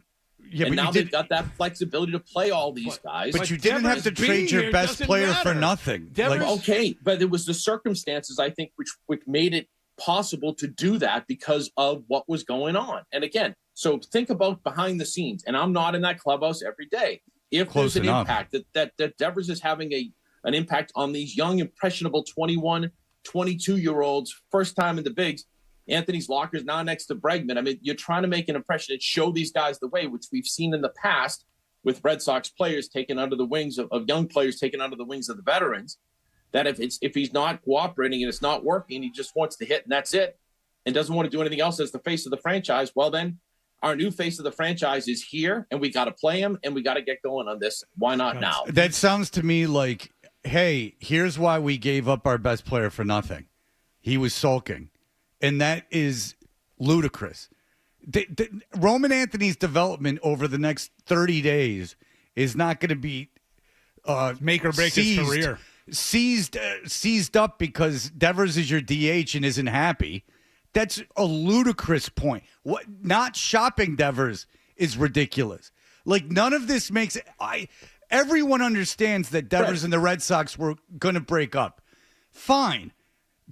Trading him isn't the thing that's insane. What's insane is trading him now for nothing, not shopping him. All of that is nuts. Let me ask you this, Fred. Okay, let's say you're having issues with management and ownership. I can't imagine that. You're a franchise player, right? Yes. So let's say the owner of your company, Beasley or whatever, flies in for the day because management on the local level can't get through to you and can't convince you to do something or what have you, or sign a deal or whatever it is. And he sits down with you, sits in an office and says, Fred, you're our most valuable asset on this franchise. We need you to step up and be the face of the franchise. We need you to be out in front of everything with the media. We need you to, maybe put your glove on and play first or third, whatever's the best. We're still paying you $300+ million. And they basically, he says no. And then you leave and you fly back home. How does that make you feel as the owner? Okay. Right? Can and you, then if you're Dan, Breslow and if you're Court and you can't get I understand the analogy. What do you do? I will tell you this, that if they did fire me and they brought in a piece of garbage to be my replacement, then it's going to hurt them more than it hurts me. I go out and then I go to San Francisco and do mornings and make a lot of money and make that station a lot of money. And this station fails in the mornings because they don't have anyone to replace me. That's what happens. But I think they feel like they have people to replace Devers. Not right now, Fred. Okay. So you guys can rip me all you want about saying that, but I'm just saying they didn't have to trade him. The future of the franchise is here now, and all these kids are going to play, and they're going to try. They're not going to play a lot more than they are already. They're going to keep platooning him, Dan. That's the problem. Well, I think eventually you'll see Anthony play against left-handers. Well, eventually is the trade deadline. I mean, they got nothing back for Devers. You know they didn't get anything back. It's malpractice. It was a terrible trade. Horrible trade. You know that. It was a bad fine, trade. Guys. Fine. Have a great day. APD, Danny, APD. All right. Danny, you didn't like this trade when you first heard it. I know you didn't. And I know people in the Red Sox it stunned me, but I understand it. I understand it to some degree, and I do. And I look forward now. Fred, I can't tell you, the amount of people who just go on and on and on about Roman Anthony. I'm sure he's very good, but he was on your team anyway. You have control over him with Devers on the team or not. But now you have a path for him to play every day. You have a path for all these kids to play every day. I still, you haven't explained it really, but once you have a and Bregman back, it's just as complicated. Yeah, I don't understand how there's a path now. They didn't get rid of an outfielder. I don't understand how there's a path, but nonetheless, they have flexibility in the DH spot. Okay, fine. All right. Do you want to DH Roman Anthony? All right. No, you mix and match. You're not listening to me. You mix and match guys and make it different ways. And that's how you use your roster. It gives you roster flexibility. I'm usually on your side. Is it right? I don't know, Fred. The Mookie Betts trade was wrong. We know that, right? He's a franchise superstar. Made is more this sense one right? than this. I think now they feel like it's for the better of the team. Okay. Yeah. Well, what are your expectations of the team now, though, in terms of they're going to finish in last again. Okay. Well, there you go. Yeah, see, now we have common ground. Listen. No, you never know. You never know. That's what's crazy about this crazy game. That's right. Thank you, Freddie. Thank you, John. Every day. Thank you, Ryan. All right, Danny. Thank you. Yeah, happy Father's Day. See you. All right, happy Father's Day to Dan. That was, I think, the biggest stretch he's ever done. To turn something horrible into a positive. I got to give it to him. He hung right in there. I mean, he went into great length about how Devers didn't want to play first base, and that's which was fine. what he knew. That's fine. Like you don't have to be pissed that he got traded, but the return is ludicrous. That is what is very interesting. All right, we'll be back in just a moment.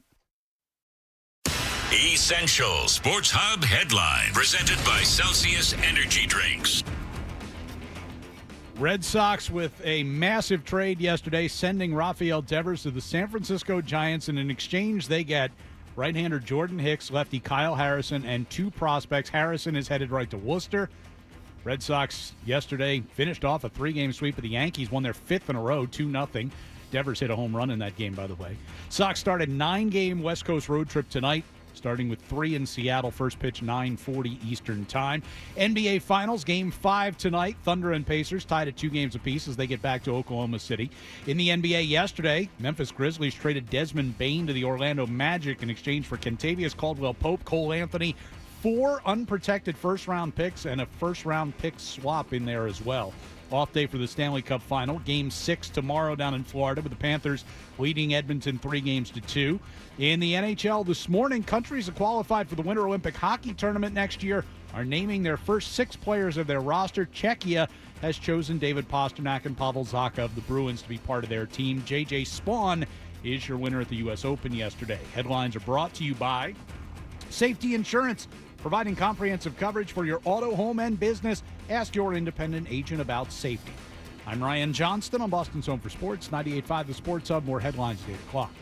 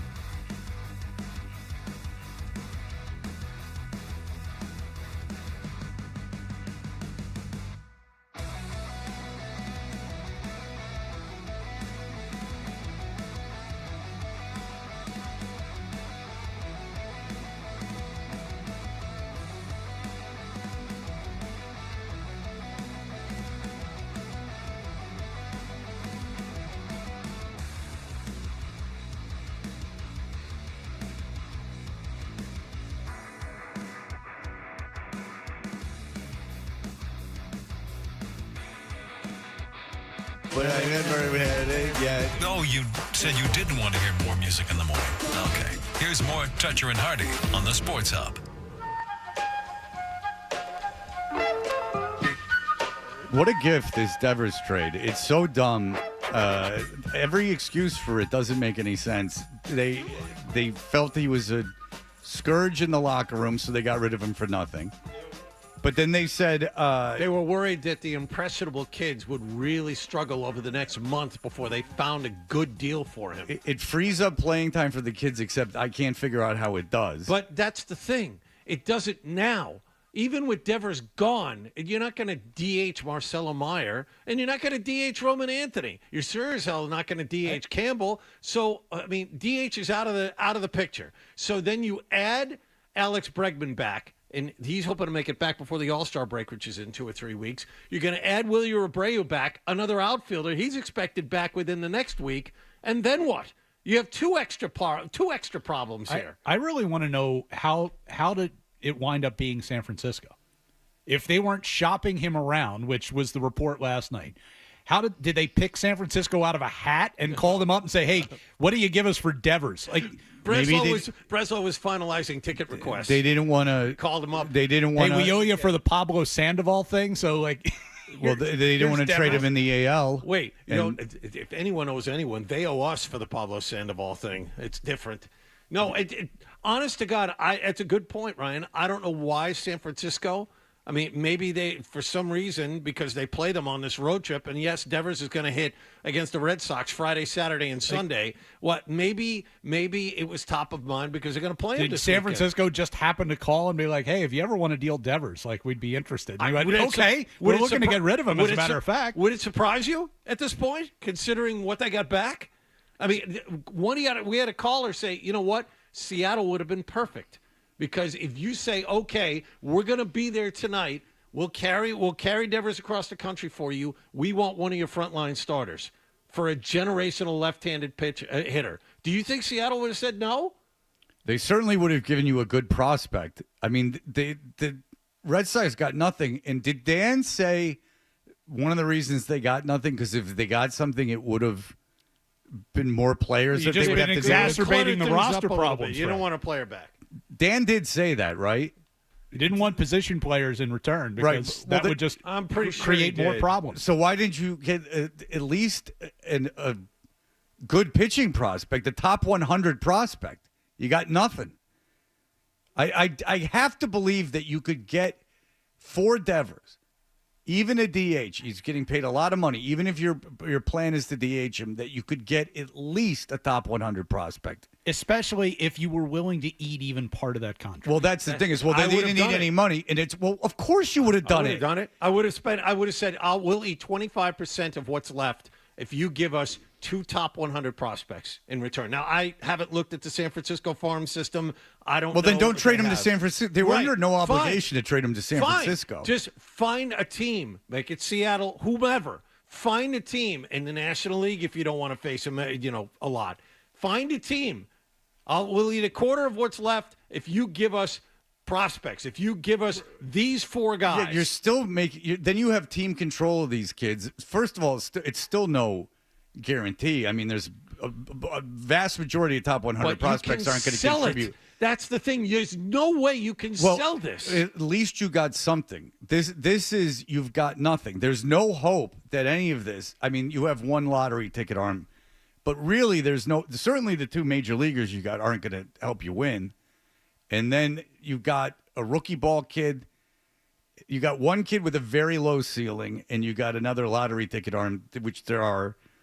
Every major minor league team is filled with them. Right. So, I mean. He's a 20-year-old kid in rookie ball. Right. So he might contribute in 5 years, but who knows? So you have one major leaguer who's not any good. You have one, major leaguer / AAA guy who has been a swing guy. Mediocre at best in his major league career. He's 23. He's a lefty. Maybe he's good. Maybe he's not in 2 or 3 years. You have a guy they just drafted in the first round who went way higher than a lot of people thought, that won't be here for 2 or 3 years.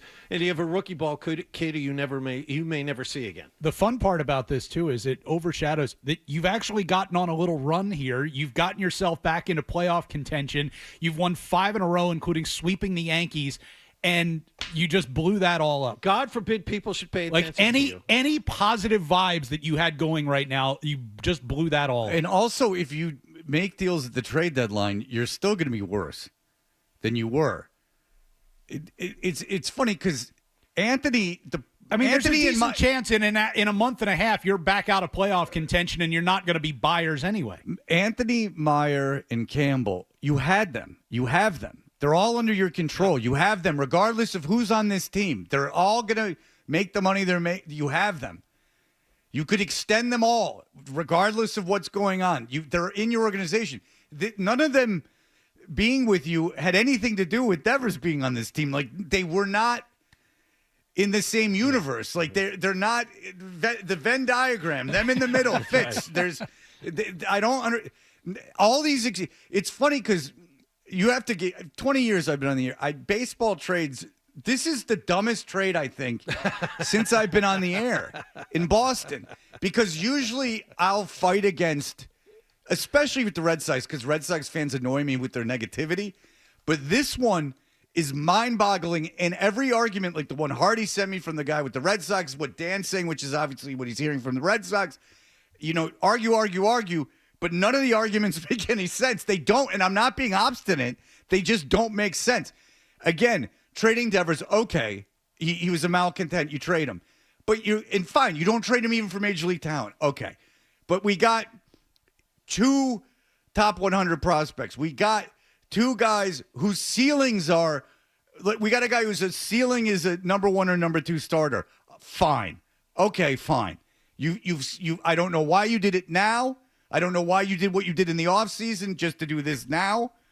But at least there's something. You got rid of him just to save money, and there's no cap. You're not maneuvering under anything. This doesn't give you this gives you the ability to. What are you talking about? This gives you the ability. You could have done whatever you wanted to do. This is wild incompetence by people who don't have to answer for it. So you got rid of this money, and it makes too much for a DH. All right, well then, who are you going to get that's as good as Devers, or in the same ballpark as Devers? Nobody. Well, they're giving this team to Roman Anthony. So what?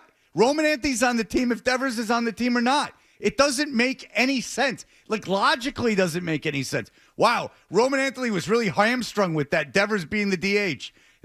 Now he can finally at 20 be the face of the franchise, which, by the way, for the kid's development is really good. You want a guy with 6 Major League Baseball games under his belt to be the face of your franchise. Clear the decks because that's what you want to put on the kid's plate. All right, we'll be back. There's full phone lines. This trade is mind-boggling. So good. It's filling up the whole day. We'll keep going.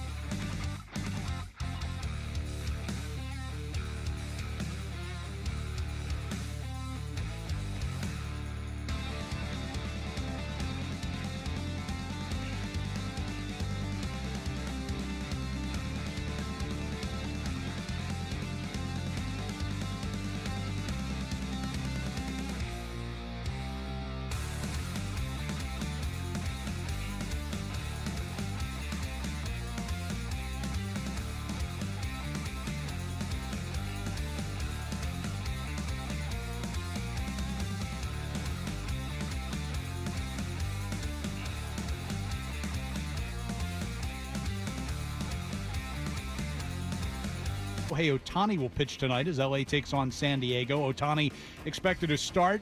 Won't throw more than a couple of innings as he ramps up in his return to the mound after Tommy John surgery. NBA Finals Game 5 tonight. Oklahoma City and Indiana tied at 2 games apiece. Yesterday in the NBA, Memphis traded Desmond Bane to the Orlando Magic for Kentavious Caldwell-Pope, Cole Anthony, 4 unprotected first-round picks, and a first-round pick swap. Off day for the Stanley Cup Final. Game 6 tomorrow night. Florida has a chance to close out Edmonton. Winter Olympic hockey tournament next year. Countries that have qualified are today naming their first 6 players of their roster, and Czechia has chosen both David Pastrnak and Pavel Zacha from the Bruins. J.J. Spawn bogeyed the first 5 of the first 6 holes yesterday, still outlasted the field to finish 1 under par and win the U.S. Open by 2 shots. Headlines are brought to you by Cape Cod Lumber and CCL Homescapes. 100% employee-owned, your go-to independent lumber yard. Partner with CCL and CCL Homescapes for all your building needs right in Abington. I'm Ryan Johnston on Boston's Home for Sports, 98.5 The Sports Hub. More headlines in 30 minutes. Boston's best sports talk. There's an app for that. Download the Sports Hub app for loads of stuff. Absolutely free. Connect with the shows, get podcasts, and more. Get it where you get your apps. Or at 985sportshub.com. Half toucher. Dressed like a gorilla. Half Hardy. A big, beautiful ball of flame. And a whole lot of Boston sports. And I have had many offers to become an insider. Trade, if you want to hear what executives are saying, Alex Spear from the Globe talked to executives. One NL evaluator said, I guess they're kind of okay with giving up this year. Another one said, you got to get a really good piece back. The Sox got no players back. And why did you trade him? Why did you trade him for that? One AL evaluator said, none of this makes sense. So what did they get? They got Jordan Hicks, who I will tell you now is not good. He will get hurt. I don't know. He's got a terrible contract, too. So they got that. They got a guy who they immediately optioned down to Worcester. And then they got a guy who was overdrafted in the first round a year or so ago. And then they got a kid that's a lottery ticket arm like everyone else in the minors. It's almost a mind-boggling lack of return. And so the argument is, well, Devers was in, Hardy talked to a guy with the team. Dan Roach obviously talked to people with the team. Revers was dragging everyone down. He's a big bum. He doesn't want to be there. He's not dealing with management. You don't understand. You're not there. You don't understand. You're not there. Okay, fine. Again, Spears talking to executives around the league. They understand why the Red Sox moved him. They don't understand why they got nothing in return. That's the thing. It didn't have to be done yesterday. It could have been done in a month. It could have been done in the offseason. Well, he's setting a bad example. 30 more days of him being on this team while you investigate another move would have somehow ruined the careers of these kids. I don't understand what Craig Breslow, unless, and Ryan made the point that John Henry was actually in a ballpark yesterday. I mean, this smacks of Henry going to Breslow and saying, I don't want to see that guy again. I don't want to see him wear the Red Sox uniform Which is again. an emotional decision. Make this deal now. And Sean McAdam posted an article this morning and said that Atlanta, San Diego, and Toronto had inquired at one point or another about the availability of Devers, but no one was as motivated as the San Francisco Giants were. How motivated were they? I mean, they didn't give up anything. Well, they took the contract. In the contract, and then the argument is, well, he's making a lot for a DH. He's declining. Look, he was fat in the offseason. He showed up and he wasn't in shape. This is a sign for the future. All of that is fine. Just eat a little bit of the money and get something in return. This team is supposed to compete. And then Roach is on. Well, Robin Anthony now is the face of the franchise. This is very exciting. Robin Anthony could have been the face of the franchise with Devers on the team. All he would have been is on a better team. Well, this frees up room for everyone to play. It still hasn't been explained to me why. No, it doesn't. Or how. It doesn't. No, there's no good argument that it does. It doesn't. You have Abreu coming back. You have Bregman coming back. And if you want to throw Yoshida on top of that pile in a month or two, throw him on top of the pile. You still have too many bodies for too few spots. And you're still going to have Meyer and Anthony playing out of position. I don't get any of this. And there's no explanation that will make it clear this season. There's no explanation they can possibly give to make that clear this season. All right, Matt. Hello, Matt. How are you? Good, guys. I think you're missing part of the point here. This is a pure salary dump. That's why they didn't give up any of the revenue. And it's all because Henry and Fenway Sports Group just signed a megastar to their Liverpool soccer team.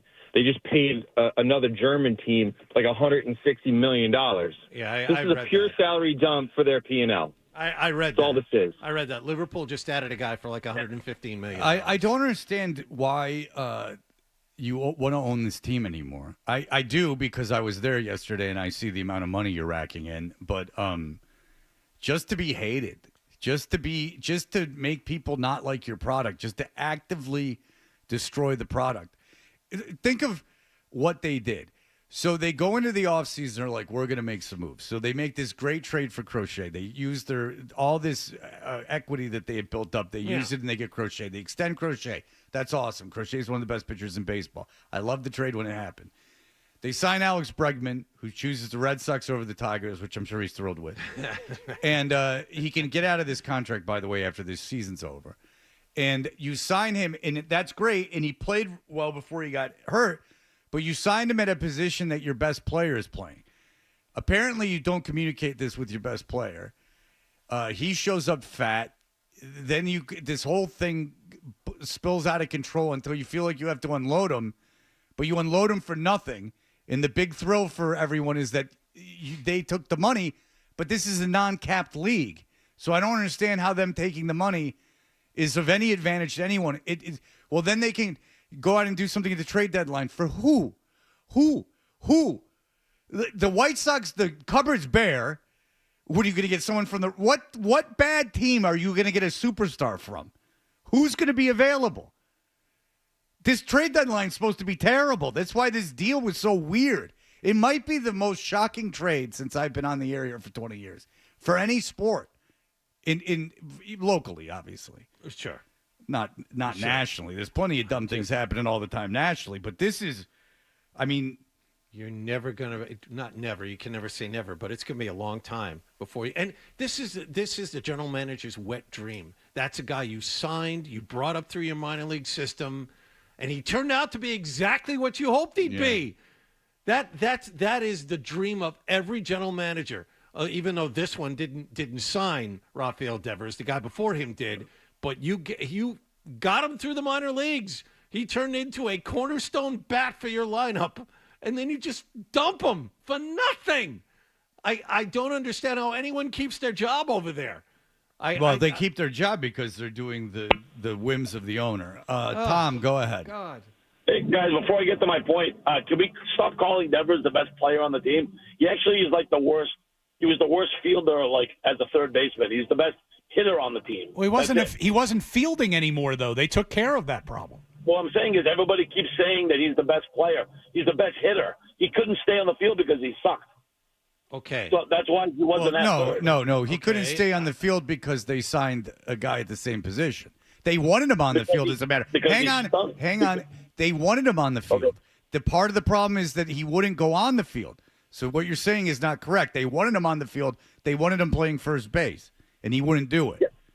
But the reason they went and got Bregman was because he stunk at third base. Well, then why don't you move him to first base? Why did you move him to first base?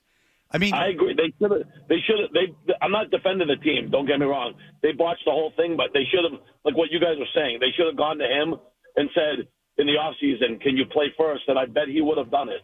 Oh, he would have done it. Yeah. He would have rather done that than be DH. I can almost guarantee you. He was much more angry about being told late than he was about being told. Yeah, I agree. The reason I called was nobody's mentioned this.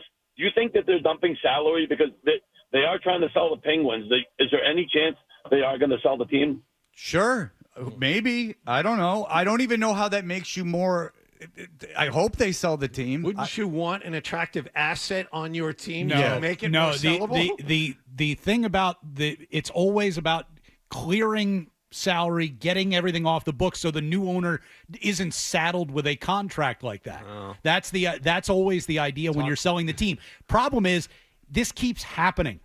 So don't tell me they're selling the team or, get excited about them potentially selling. They're not selling the team. They're also not selling. They're selling a piece of the Penguins. And if I was, which means they're just trying to get some cash out of it. So if Henry, that was the game Henry was at this year, I don't think he'd be selling the team. I'd see dollar signs streaming around in that dumpy old park. Dollar signs. Boom, boom, boom, boom, boom, boom, boom, boom, boom. Lines at every concession stand. Tickets, secondary market tickets that you're selling, going for well above face value. He's in hog heaven. But by the way, now Roman Anthony can be the face of the franchise, which is the kind of pressure you want on a 20-year-old.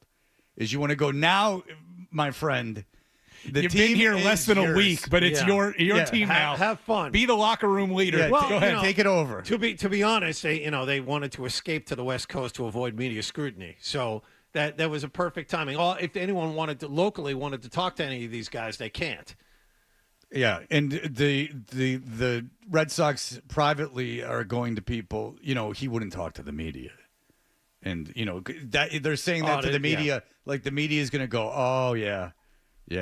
Well, there you go. He wouldn't talk to us, which is a problem. But I don't think that's the reason they traded him. If he was on a rookie contract, if he was making, $10 million a year, $8 million a year, do you think they would have traded him because he wasn't talking to the media? No. And he talks through interpreter, which we learned from the phone caller earlier in the show was very bad. Scoundrel. All right, Matt, go ahead. Yeah, hey guys, I agree with everything that you're saying, but I heard from a little birdie that the owners are looking to lock out the players in 2027 and try to institute a salary cap. So I'm wondering if this is part of them trying to position themselves to get ready for that. I don't think – now, you're right about that. I mean, we've talked about that on this show, that when the collective bargaining agreement expires after the end of next season, the owners aren't going to lock the players out. But I don't think this has anything to do with it. Well, you wouldn't have to pay them. I mean, if you lock them out, you don't have to pay them. I mean, that's the thing, is that you're not paying the players. There is going to be a lockout, and they're not going to have a season. And that's going to – what year is that? At the end of next season, 2026 into 2027. Okay. Because I was going to say that goes down to the high school level, because then you got guys not coming out of college. Is there still going to be a draft if there's a lockout? I have no idea. The draft isn't until the following summer. No, I know, but it's just like I would imagine, because the drafted guys aren't covered by the MLB Players Association. Okay, which is because they have their own collective bargaining. Because if there's no draft, that means people stay in college, and if people stay in college, that means that there's less scholarships for kids that are going into college. I mean, there's a math equation that has to be made here. So let's not go crazy. Why with no you're drafts. concerned about that? Well, I don't want to pay for college. Let's hold off on not having any drafts. Right. Let's keep these kids where they are, out of school, into the pros. I'm sorry, Gambino just hung up. You have no phone call anymore. I don't want this to disrupt my paying for college. If it does, then I'm very against the lockout. Got it. All right. Sam, you've been on hold for a long time. Who is this player you're talking about? Go ahead. Hey, Freddie, what's going on? How are we doing today, guys? What's up, man? Hey, so look, I don't know why they got rid of Devers here for such a terrible haul. I'm thinking, you got Robbie Ray, who's 31. He's 8-1. He's got a 2.55 ERA. Would have been nails. And then you got Logan Webb. He's 28. He's 6-5. There's a little bit more upside there. But, I mean, I just don't understand why you're not going for pitching here. This would have been a great opportunity to go for pitching. Yeah, San Francisco's not going to give up one of their top starters. They're not making an addition to give up one of their active top starters. The thing is that you could have gone to a team and gotten you would think a top pitching prospect, not a guy that you would immediately – a guy that was supposed to start last night for San Francisco, if I'm not mistaken. Harrison, yes. And then you option him immediately to Worcester, which he's going to love that. So now he went from starting Sunday Night Baseball to being on the Worcester Red Sox. Yeah. He's going to love Polar Park. By the way, Rob, yeah, he's going to be very excited. Polar Park's a beautiful park, but he's going to be – listen, I've thrown a ball on that very field. Robbie Ray won the Cy Young, I want to say 4 or 5 years ago. He's 33, 34 years old. You don't want that. Webb led. Now I'm looking at it. He led the majors in innings pitched each of the last 2 years. Was a runner-up in the Cy Young 2 years ago. But I don't think that would be more of a guy you'd want. But if you're San Francisco, you're not giving up your number one starter in getting Devers, and that's exactly because it's robbing Peter to pay Paul. That's what I was leading. Yeah, to. you're getting Devers and giving up a future, giving up something in your future to win now, or you get Devers. He's under control. Maybe you could have gotten a bad team to give you an active major league pitcher that was good. The hopes of just keeping Devers under control and putting him at third base. The thing is, what a lucky thing this is for San Francisco. You remember San Francisco badly wanted Aaron Judge, and they were the runners-up to the Yankees. They might have outbid the Yankees for Judge. They're professional runners-up, yes. Yeah, they wanted a bat for a long time, and one just fell into their lap.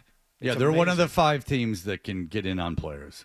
They're the Mets, the Yankees, conceivably Dodgers, the Red Sox, not anymore, but Dodgers and San Francisco. These are the teams that are generally in on people. All right, well, it's I haven't heard a good explanation for it, and I'm trying. I still don't know how it frees up playing time for the kids. I don't know why it stops Roman Anthony from being the face of the franchise, as if Devers was such a huge personality in Boston, he couldn't have been replaced. Like Anthony was hamstrung with his presence. I don't get any of it. Every argument I don't understand. I don't understand why you had to do it now. I don't understand why you only dealt with one team. I don't understand why you didn't get anything back. I don't understand if you needed to give money away to get something back, why you wouldn't have gotten money to give something back. You're still saving an assload of money. I don't get it. I don't understand it. You pay 25% of his contract to get 75% better return. The waiting is the key. The fact that it was done now in a hurry for this kind of player is just shockingly dumb. And the fan base is all supposed to go, oh, great, you saved money. Well, now, because you could make some possible move in the offseason for who? And why the offseason? You made these moves to win now. When Bregman opts out at the end of this year, you had extra money to spend anyway. Yeah. You've left yourself with nothing. If you're Alex Bregman and now you know you can't win, why would you stay? Why would you stay here? I don't care how much money he's making. It's well, $40 he turned down million. he turned down the Tigers for a better contract. And he turned them down. It's been chaos from the moment he's gotten here. Yeah. Why would you stay here? I mean, I'm sure he's thrilled that he turned the Tigers down. All right, they're only the best team in baseball, and he could have been there, but now he's here, and now he's the reason part of the reason Devers is gone. All right, we'll be back in just a moment. More.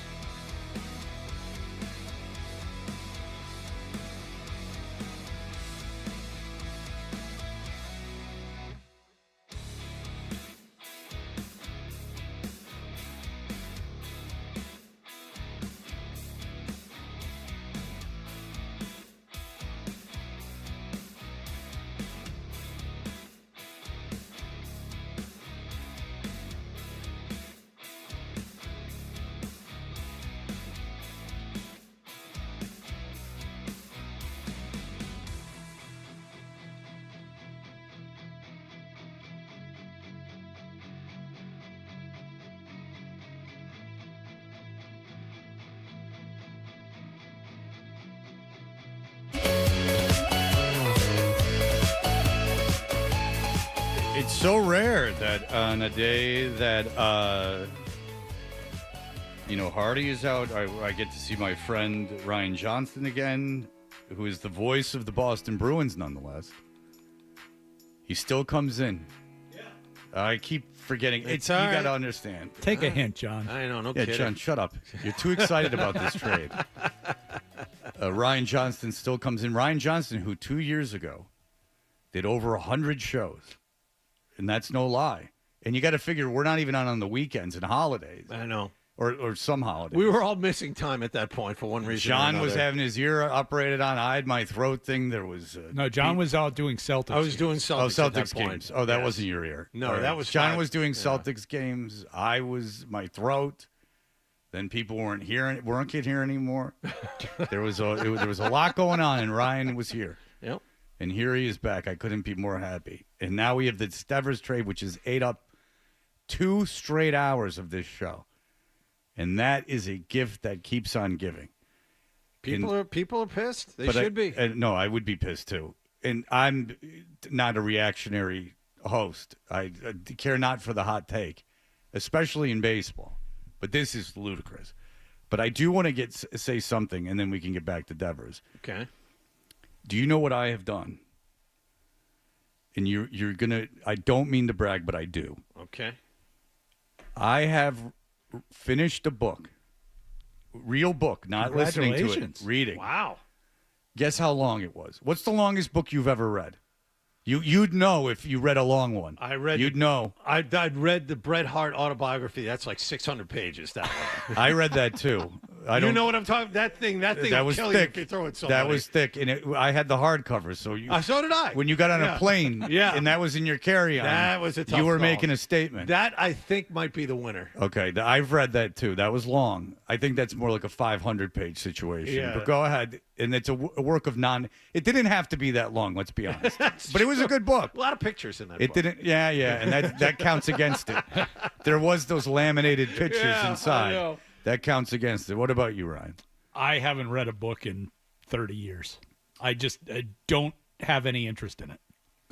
All those long road trips on the bus. Yeah, no, I'm usually, I'm working or I'm listening to stuff on my iPod or whatever. It's just not a reader of fiction, nonfiction. Interesting.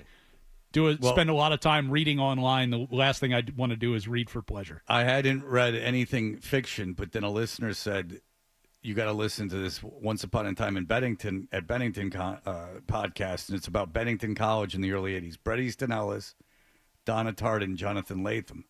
All authors went there. And I said, and I got into the podcast, so I started reading the authors. And the last one, I finished it yesterday. Donna Tartt's The Goldfinch, Pulitzer Prize-winning book. Okay. 776 pages. How'd you feel? And I finished done? it. Was it an accomplishment? Or you just like, oh? It's really good, but that's why it's like such a good book. But the thing is that if you can get through that many pages, they've told a story that's basically like someone, right? Like in a fictional story, if you're given 776 pages, there's such a depth of emotional knowledge at the end that you do. It's kind of weird because I'll be thinking and then I'll think that something happened to me, but no, it was in that book. Oh, okay. There's so much information Everything there. Just bleeds on to one another, right? It gets you emotional. There's like emotion, you feel like actual emotion towards the character. How long did it take you to finish? It must have months, right? So I finished the Jonathan Latham book while I was in the Bahamas with Zoe. Oh, all right. And that was public school spring break. So that's April. So it took me April till now to finish it. That's not bad. 2 months? Less than 2 months, like 7 weeks. But the thing is that I would read it at night and then it would make me sleepy. And so I wasn't getting a lot done. And then for whatever, we went out for Zoe's birthday on Saturday and I got home kind of early. I got home at 9 and I started reading it. And I read for 3 hours straight. It was unprecedented, this amount of reading. I only read right before sleep. Well, and it's perfect to knock you out. I got into it, and I was reading. It wasn't in bed. I was on the couch, and the dog was, for whatever reason, laying there. I was alone. and I was home at 9, so I read for 3.5 hours. I read that book from 9 until 12:30 at night without stopping, like a real genius, Interesting. like a real superstar genius, and then closed it last night. 776 pages. And the you Goldfinch. you felt good about yourself. Well, I'm talking about it, aren't I? Yeah. I mean, you don't do something like that not to brag about it. I mean, that's the only point. I never read a book in my life. Well, there you go, Bird. That's why I'm so superior to you in every way. Bird was very in on this Devers trade. And Father's Day, a random text to all of us. That was odd. Happy Father's Day Good from for you, Bird. Bird yesterday. Dan Roach always reaches out on Yeah. Father's Day. Yep. James, go ahead. Well, happy belated Father's Day to you guys. Thank you, James. Thank you. So my theory on what's happening here, granted, I like the idea of John Henry being at the ballpark yesterday and maybe saying it's got to get done.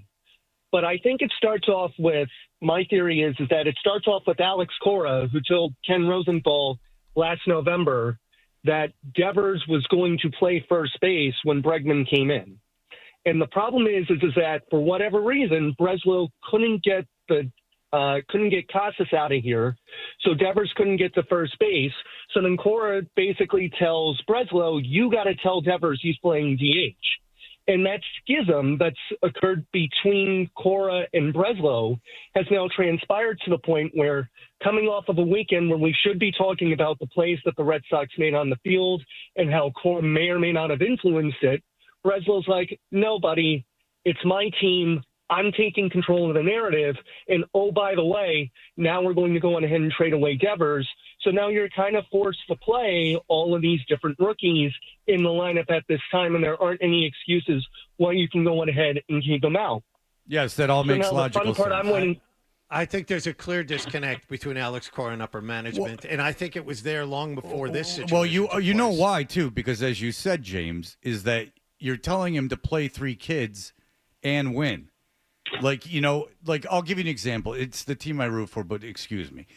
The Cardinals, the directive was, the owner said, this is a transitional period, much to the fan base. That's why there's 5 people at every game. But they said, we're playing all the kids. We're playing all the kids, but there was no expectation on winning. So the thing is that you're doing things counterintuitively. So you sign Bregman to play third, which is your best player. He is your best player, your best player's position. Fine. Then move him to first, which I think you would agree, James, Devers would have done, and Devers would have been happier playing first than he would have DHing. So, yeah, 100%. Right. And then so you have Casas there, and Casas, who's a nobody. I mean, why are you indebted to Casas now? Just move Devers to first and figure out Casas later. So anyway. Well, I mean, I would have taken the upside on Casas with the 40 home runs and 130 RBIs. But like everybody was talking over the last offseason, we'll trade Casas to Seattle and you can go on ahead and get a prospect. And again, I don't know why Breslow couldn't have pulled the trigger. Maybe it's because, the return Breslow wanted wasn't going to be high enough. But I think Cora last year, when he sees Casas taking the mental reps, is like, no, dude, I need you here in the dugout because your mental reps or you batting at 85% is better than me putting out Dom Smith. Casas not being there last August gave Cora a wrong message, and he's like, look, I need him to be out of here. Yeah, so get rid of Casas. What I'm saying is Casas shouldn't have been detrimental to you doing anything. Fine, get rid of Casas then. And the return wasn't good enough for Casas. Well, you just got rid of Devers for nothing. And so, and I know there's money and that you got money and Casas doesn't make money and this, that, and the third. But still, there's a huge disconnect. You're asking Alex Cora, which is why I've always defended him this year.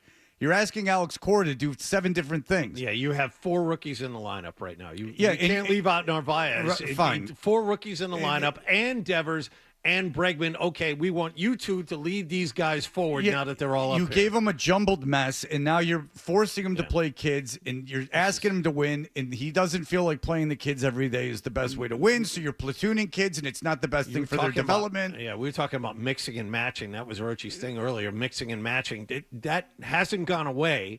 Cora still has the same problems with Devers or without Devers, but these jigsaw puzzle pieces have never fit together. And the thing is, if you would have traded, we talked about it earlier, but if you would have traded Duran, and say you traded Duran for nothing, I don't know why you would have. He's 29 years old. He's not a kid. You trade him, at least that opens up an outfield position. And then you go, okay. Roman Anthony. Well, now Roman Anthony will play every left. day. Yes. Fine. Then Roman Anthony will play left field. It's easy, and he'll be out there and he'll play every day. I wouldn't have liked it, but I would have understood. It would have been dumb, but it would have been at least logical. Yeah. There would have been the logical thing of now Anthony plays every day. I don't know why Anthony has to play at the major leagues every day right now. I don't know why that had to happen. Like, I don't know. He's 20 years old. I don't know why you had to get him up in the majors right away just to platoon him. But there you go. That would have made sense. This, I still can't figure out, and have not gotten any of us, we feel haven't gotten an explanation on how this creates any opportunity for playing time that you didn't have before. Now you just got rid of your best bat in the lineup, and you're getting players back that are going to jam everything up again. And one of your kids can't hit. So that's an issue. So I wouldn't be opposed if I was the team to send Campbell down to get him back and get him mentally right. That makes all the sense in the world. When Bregman returns, you send Campbell down and you move everyone over. You put Meyer at short where he's more comfortable. Trevor Story was great at second base 2 years ago. Just do that.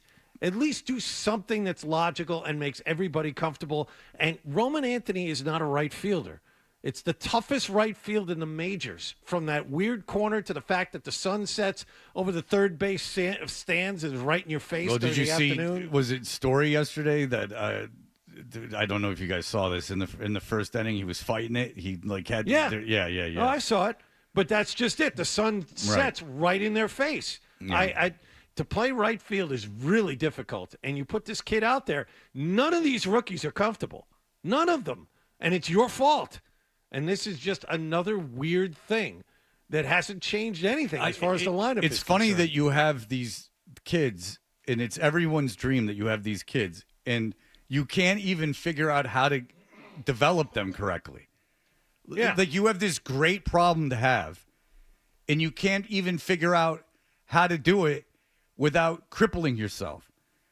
And by the way, if you trade Devers in the off, first of all, you've signed Devers and then you trade him a year later. That's odd. But say you trade Devers in the offseason. I mean, anything would have been better than this. Yes. This is just strange. Wait to the deadline. Jesus. Yes, Wait you to didn't the have to do it deadline. today. You could have done it this offseason. You could have done it last offseason. Why did you sign Bregman? Of all the positions you could have filled, why did you have to get a third baseman? There were free agents available, good bats that were available at other positions, but those would have been outfielders, and you would have I don't know. I don't know what they're doing. I don't know why, if you were going to bring all these kids up, why you did anything in free agency. But also the way that they handled the Bregman signing is what caused all of this. I know. It's just a weird move. There wasn't a fracture with Devers until they signed Bregman and mishandled how they dealt with him about that. Well, before this year, I've heard him to be described as a sweet kid. And so Devers was no problem. Like, he turned into an a-hole overnight. Right. Like this malcontent, like Hardy got that. I don't even know who it is because Hardy left that out of the text, but he got some big inside source with the Red Sox that basically, he says this: it really comes down to his contract came with responsibilities to the fans, which is automatically like, who are you talking to? This isn't you to someone else. This is you as just a publicity statement. You to the fans and the team that Devers was not living up to, and ownership had enough of him. I'm not just talking about playing a different position. I'm about being available to fans and the media. Being available to fans. So you wanted him for $300 million. You wanted him to be a good teammate in the face of the franchise, and he wasn't that because you kept jerking him around. Yeah, there's a responsibility this ownership requires. He never showed up. It's ultimately the clubhouse that was suffering because of him brooding. This is the going rate for a hitter like this. Yeah. Nothing. The $30 million is the going rate for a hitter like this. Not anymore, John. This is an onerous contract that no team would have been willing to take on except for the San Francisco Giants. Yeah, it's something that you sign him and you develop him and you trade him for nothing. And something else no one's explained to me is why would you care about this ball club the rest of the season? Why would you care about this ball club? Because you get to see forward? the kids, Yeah. in some way, shape, or form. Yeah, They're gonna figure it unless out. it's a lefty pitching, then you don't get to see them. Right, unless it was yesterday, and then you don't get to see him until the end of the game. All right, very good. Wow, this is certainly. I mean, everyone's on the phone. They want to talk about how I finished the long book. Oh, sweet. No, Let's I'm do just that. kidding. No one wants to talk about it. I wish they would. A little pat on the back. All right, we'll be back in just a moment. I never read a book in my life. Essential Sports Hub headline presented by Celsius Energy Drinks. Hey, the Red Sox swept the Yankees, including a 2-0 win yesterday. They've won 5 in a row, so why not trade Rafael Devers to San Francisco? For right-hander Jordan Hicks, lefty Kyle Harrison, and 2 prospects. Harrison headed to Worcester.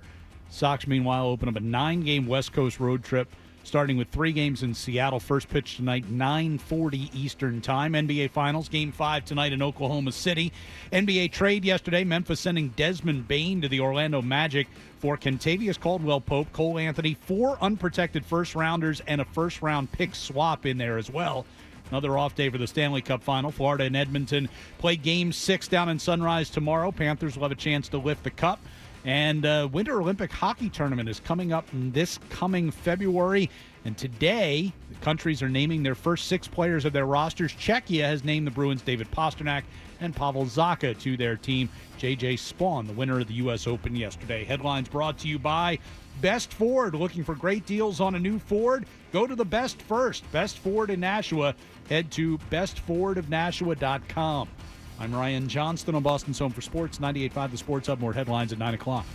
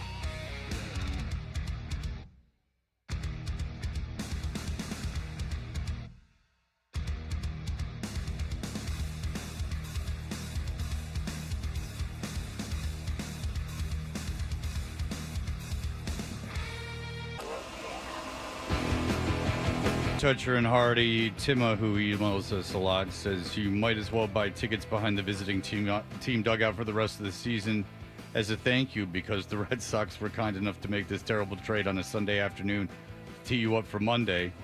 I don't get angry at sports stuff ever, but this trade is truly incredibly dumb. It really is.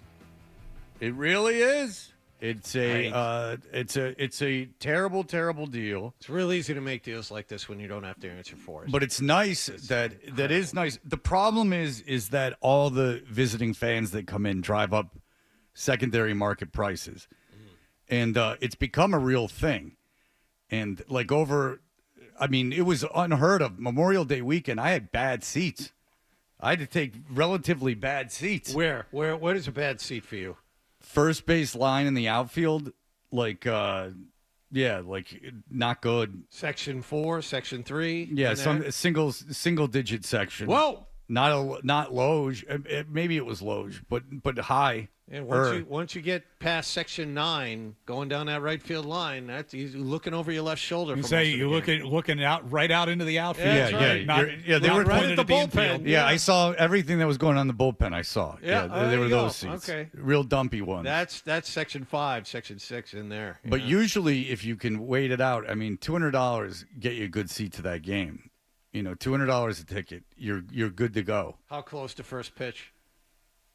Did I get there yesterday? No. Did you get the seats? You say you waited out. Oh, yesterday I got them when I woke up, so like 8:30 in the morning not bad. on game day. So about 4 hours before first pitch. But if you had bought them, like if you were coming in from out of town and bought them, you would have. I mean, it was ridiculous what people were asking for. Yeah, there were tickets going for like $1,200. Yeah, which is insane to a regular season Red Sox game. That's just it. It goes back to the old argument. Red Sox ownership knows that people will always fall in love with the lyrical old ballpark. If tourists will come in, people who follow the other teams that come in will show up, and they'll pay through the nose and make a weekend of it and buy all the concessions and. And it'll always be Red Sox fans that spend $60 on parking. So regardless of what they do to this team, however many steps they take backwards, they know that they'll make enough money doing this in addition to the new TV contract. And so Red Sox fans will be stuck with moves like last night. And congratulations. Ownership wins again. And it gets down to that. The most interesting thing Bert Breer's ever said, in my opinion, on the show was when he said that NFL owners, like, they don't look at the game like fans do.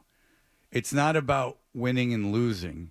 It's how good of business you are doing while winning or losing. So, for instance, if you are spending a tremendous amount of money and win a Super Bowl, it's like, okay, yeah, but he spent all that money. Like, the real trick is winning the Super Bowl for as little money as possible. Mm-hmm. Like, that's the trick. Sure. At the highest profit margin possible. Hence the cap they want to institute. But that's interesting, and it's that they're doing it for the concept of money at that point. Do you understand what I'm saying? It's not like, if I get this amount of money, I will therefore be able to do this. Right. We all make this amount of money. We all make this amount of money. It's a competition to see who can do this the best. Yes. So, like, the game in itself is the money. Right. Like, it's interesting when you get to that level of wealth where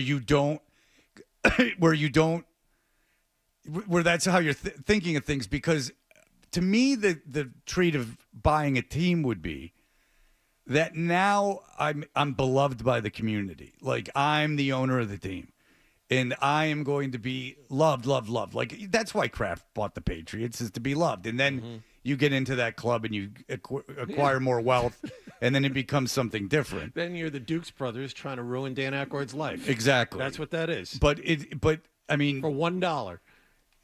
So you go, like, why don't these owners spend? Well, it's like multifaceted. It's not only because none of them need the money, and all of them are making money. It's just you don't want to look foolish almost to the other owners, because John Henry could do whatever he wants, and every dollar these Red Sox makes, what is it to John Henry at this point? But it's that game. Like, why would you even own this team? Because I know what probably happened, and this has been my theory for a long time, is John Henry bought the team, and he said, look, I'm this bookish nerd. I've made my money by gaming the system. I'm a mathematical genius. I've made all this money in hedge funds. I'm going to buy this team. I'm going to be very high profile. I'm going to get us World Series, and I'm going to be a hero. And I'll never have to worry about Boston again. So they win the World Series. They win another World Series. They win another World Series. Everyone's still dogging on him. He's coming in here. He's talking to Felger and Maz, defending himself. Why does no one love me? Well, now I'm going to become this cutthroat business guy, and I'm going to just start buying these teams, and I'm going to use, all right, you don't love me? I'm going to use these. These are just now other lines in my fund. These are just other ways to make a profit for my people. I think that the ownership, when they took over, actually liked baseball. I agree. And you know what? They derived thorough enjoyment out of it. Building a team, renovating Fenway Park. It was, I don't know, labor of love is too much. Labor of love. Okay. It is. What are you going to do with $1 billion? What are you going to do? I'm going to enjoy myself. I'm going to buy this team. Okay, so this heritage team, this legacy team, and I'm going to give this city what was deemed impossible. I'm going to get them a World Series. And then you do, and everyone still tells you to F off. And then you're like, well, screw it. I'm not getting the emotional return that I thought I was going to get from this enterprise, but I'm not going to give them the satisfaction of selling it. So now I'm going to get into the business of owning teams. Why wouldn't you if you own other sports properties? I mean, if this is just a line item for you, make more money and go buy something else. Because it's profitable and screw you. That's why. It's profitable and screw you. You don't love me. I'm not getting rid of this. It's making a lot of money, and you can sit there and take it because I'm not getting rid of it. And I've not only am I not getting rid of it, I'm building basically a hedge fund of professional sports franchises around the world. And look at how much money I'm making. Yeah. Double Freedom Rockets. Screw all of you. It's true. They just spent over $100 million on a player for Liverpool. That's true. And he's hated in Liverpool, to my understanding. Yeah. So remember when they were going to make that dumb move to get out of the Premier League or whatever they were going to do? They were going to make the Super League. The Super League, and everyone told them to F off. The thing is, though, isn't Liverpool doing well? They just won the title. Yeah. I mean, they're doing well. Well, maybe he's not. What do I know about soccer? He's hated. Yeah, I think he's hated, right? He's hated in Boston. He's hated in Pittsburgh. He's hated in Liverpool. He certainly hated. Which I never understood why he was hated, but now I just think that he is like, screw you. I have this. This is something of value. I've made this worth more. It would explain him never talking to the media. That's for sure. Well, I mean, would you? I mean, I can kind of understand him being bitter. Well, the people that spend all the money to come to his games, I mean, I would think just throw them a bone, explain what the hell you're doing. Yeah. Well, no, because no matter what I do, it's not enough. Is probably what he's thinking. And he's not wrong, but now this is kind of a last straw. You know me, I hate this Red Sox. It's almost, you know what? It's almost corny at this point, like hating the Red Sox, but this move is ridiculous. Real quick, I don't think Red Sox fans necessarily need him to win. What they want at this point is to need him to try. Right. And he's not doing that. No. They're certainly not. All right, we'll be right back. You're listening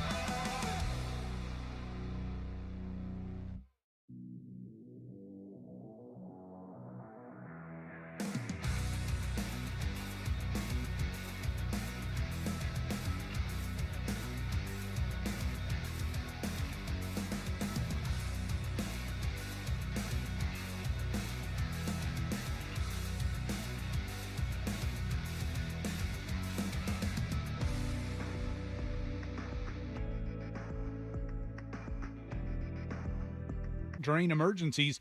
Go to johnseward.com. Hey, it's Big Jim. Are your kids home from school on Thursday for Juneteenth? Then hop on board the commuter rail and ride unlimited all day with the $10 Juneteenth holiday pass. Kids 11 and under ride free, so get it now on the M-Ticket app. From the Tell Your Time Studios, WBZ-FM and HD1. It's not just the games. It's Toucher and Hardy, Zolak and Bertrand, Felger and Maz, Joe Murray. For Boston sports fans, it's 98.5, the Sports Hub. Beasley Media Group Station. Sports Hub headlines, presented by Celsius Energy Drinks.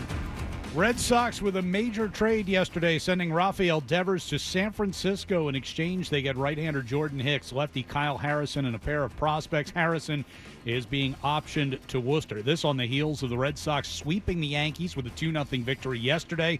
They've won 5 in a row as they get ready to start a 9-game road trip tonight in Seattle.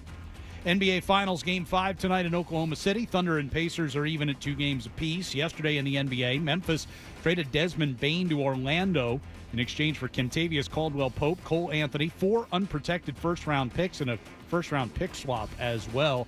Off day for the Stanley Cup Final. Florida leading Edmonton 3-2. Game 6 tomorrow night in Sunrise. Countries that qualified for the Winter Olympic Hockey Tournament next season are today naming their first 6 players of their rosters.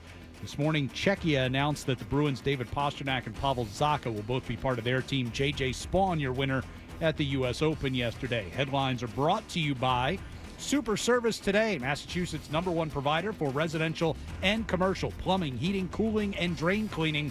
Day or night, always done right. Visit superservicetoday.com. I'm Ryan Johnston on Boston's Home for Sports, 98.5 The Sports Hub. More headlines in 30 minutes. No matter where you go, you're always connected to Boston sports with the 98.5 The Sports Hub app. Download it wherever you get your apps today. Toucher and Hardy. Such an fantastic explosion. 98.5 The Sports Hub. Which is actually, it was Houdini sucked, but it was Run DMC Houdini in the Fat Boys. Correct. That's 1 out of 3 ain't bad.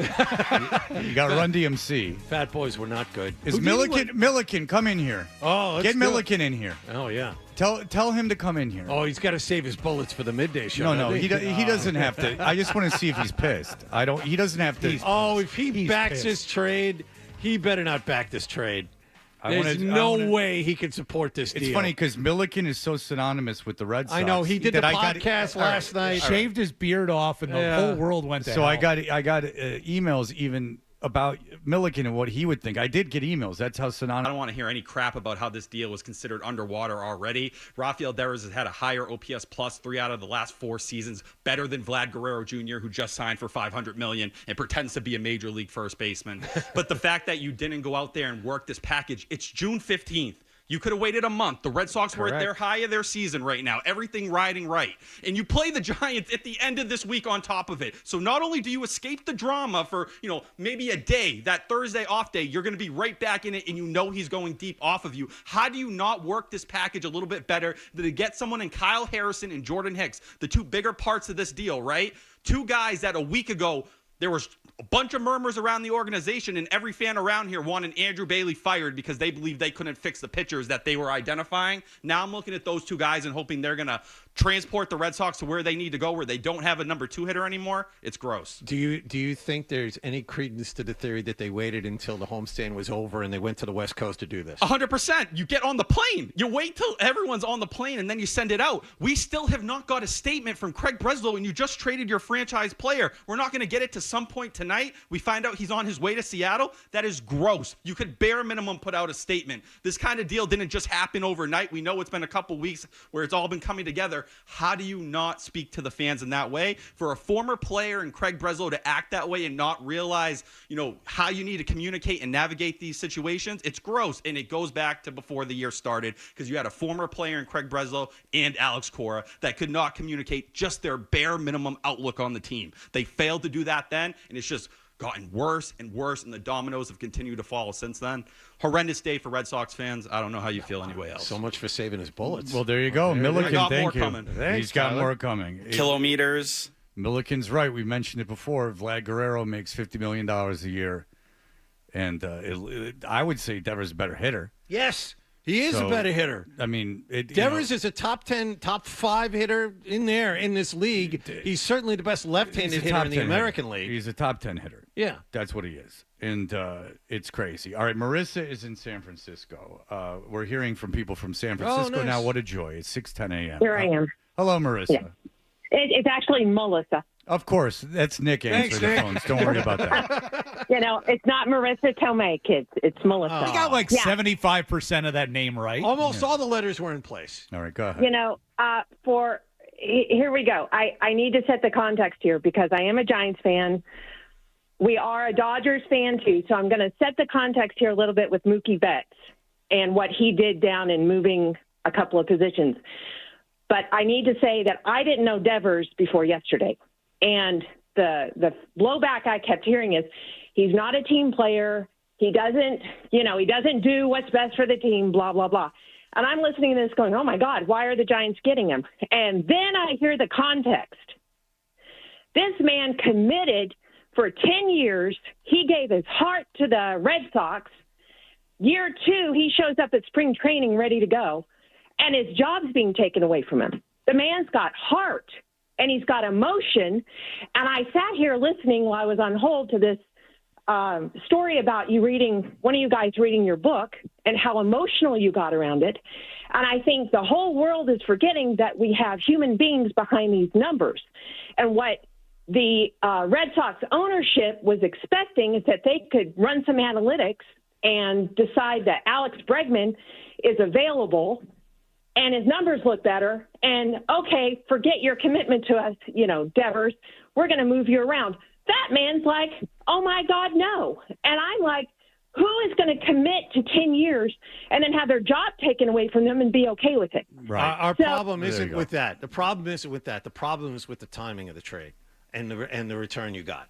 Well, She's saying that Devers had a right to be upset. Well, that's fine. Great. And that, I mean, both sides were wrong. Well, no, but I don't think I think even as from a Giants fan perspective, I don't know really what she was saying. Okay.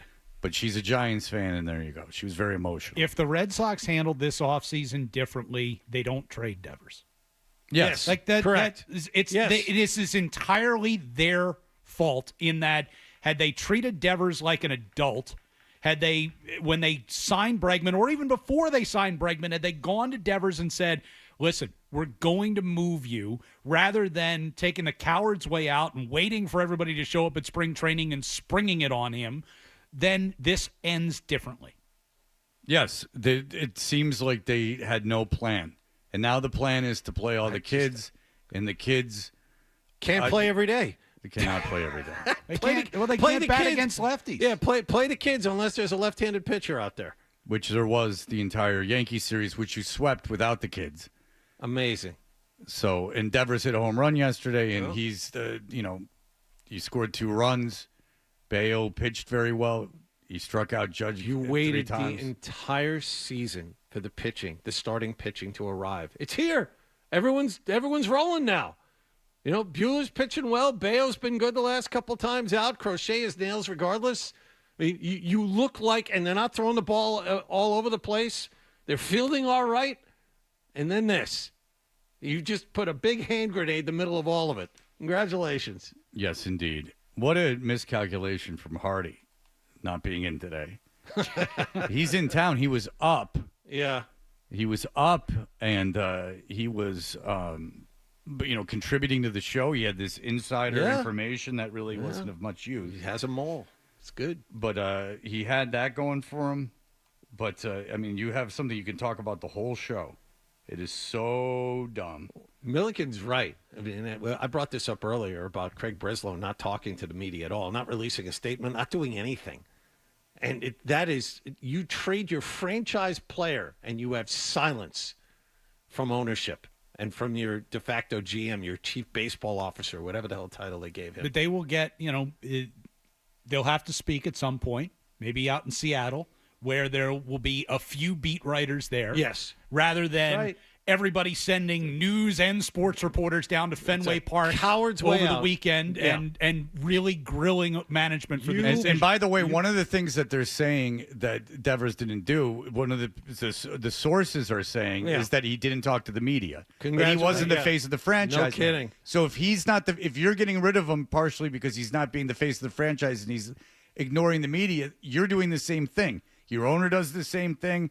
It's a little hypocritical. It's cowardly. And what has Devers not done? I mean, listen, you got to talk to the media. That seems like something that could be worked out. Yeah, but he doesn't speak in English, Fred. That was a. Do we have that call? Oh, yeah. Do we have that call isolated? Because we got this call earlier. We've taken an unprecedented amount of calls today, and we got this call earlier in the show. Harry, go ahead. Hello. Hello. Hey, I'm not a Red Sox owner fan, but that Devers, was a strange dude, man. He's been with the Red Sox 8 years, and when he speaks to the fans, it's to an interpreter, to us. I mean, did he have that interpreter with him when John Henry came out? He just setting a bad example for the team. How is that a bad example? Speaking through an interpreter, how is that a bad example?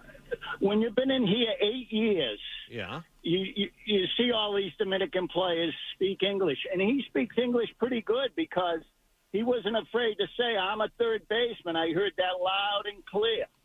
All right, so he sets no example. He gets his big money from the Red Sox. Yeah. No philanthropic work. No, nothing. He doesn't even want to speak to us fans. Oh, let me You're get the absolutely interpreter. right. You make a great point. Yeah, excellent call. So there you go. That's right there, all wrapped up. Who knows what he was up to? We don't. I mean, unless you speak his language.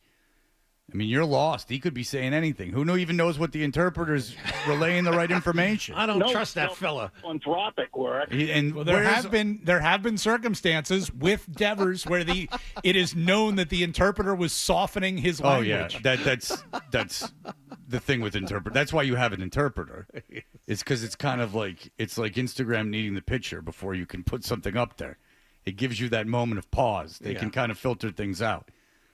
If I could use an interpreter, if I was a major league player, I'd use an interpreter myself until it came time to get my broadcasting career going after I was playing. But those are the kind of calls. When you take enough calls, you get one of those. And by the way, Melissa's back. She's got more to say. But Nick, go ahead. Hey guys. I mean, I'm still trying to wrap my head around things. I don't know about you two. I think one of the things that really sucks about this trade is that you trade your franchise player after 2 years of signing to a mega deal, and the return doesn't give you anything significant. It makes me think back to 2014 when they traded John Lester to Oakland, but they got Yoenis Cespedes. They were still trying to compete at that time. Yeah. And now this just seems like they're throwing in the towel because Craig Breslow, who's an Ivy League fraud and only went to Yale to play baseball, that's what this proves, is that he got his feelings hurt, and he just wanted to get rid of the mean man who was making him feel bad. Right, and you got nothing in return. And by the way, in a great twist, Blind Scott keeps emailing saying that's his father, the guy that called in about the interpreter. Oh, fantastic. Since the first time he was on, and again, Blind Scott is claiming that that's his father. Okay. All right. I'm not making that up. That Devers, was a strange dude, man. All right, is that Blind Scott's dad? Blind Scott, I'll actually put you on the air, Blind Scott. Seems like an odd thing to lie about. Yeah, I mean, he's saying that's my dad. I mean, I'm erasing them as they come in, but I could. In fact, maybe I'll see if I can get some. I'm totally blind, by the way, if anybody doesn't know. Yeah, I mean, there's so many Blind Scott emails, you'll have to give me a second. It's right at the top.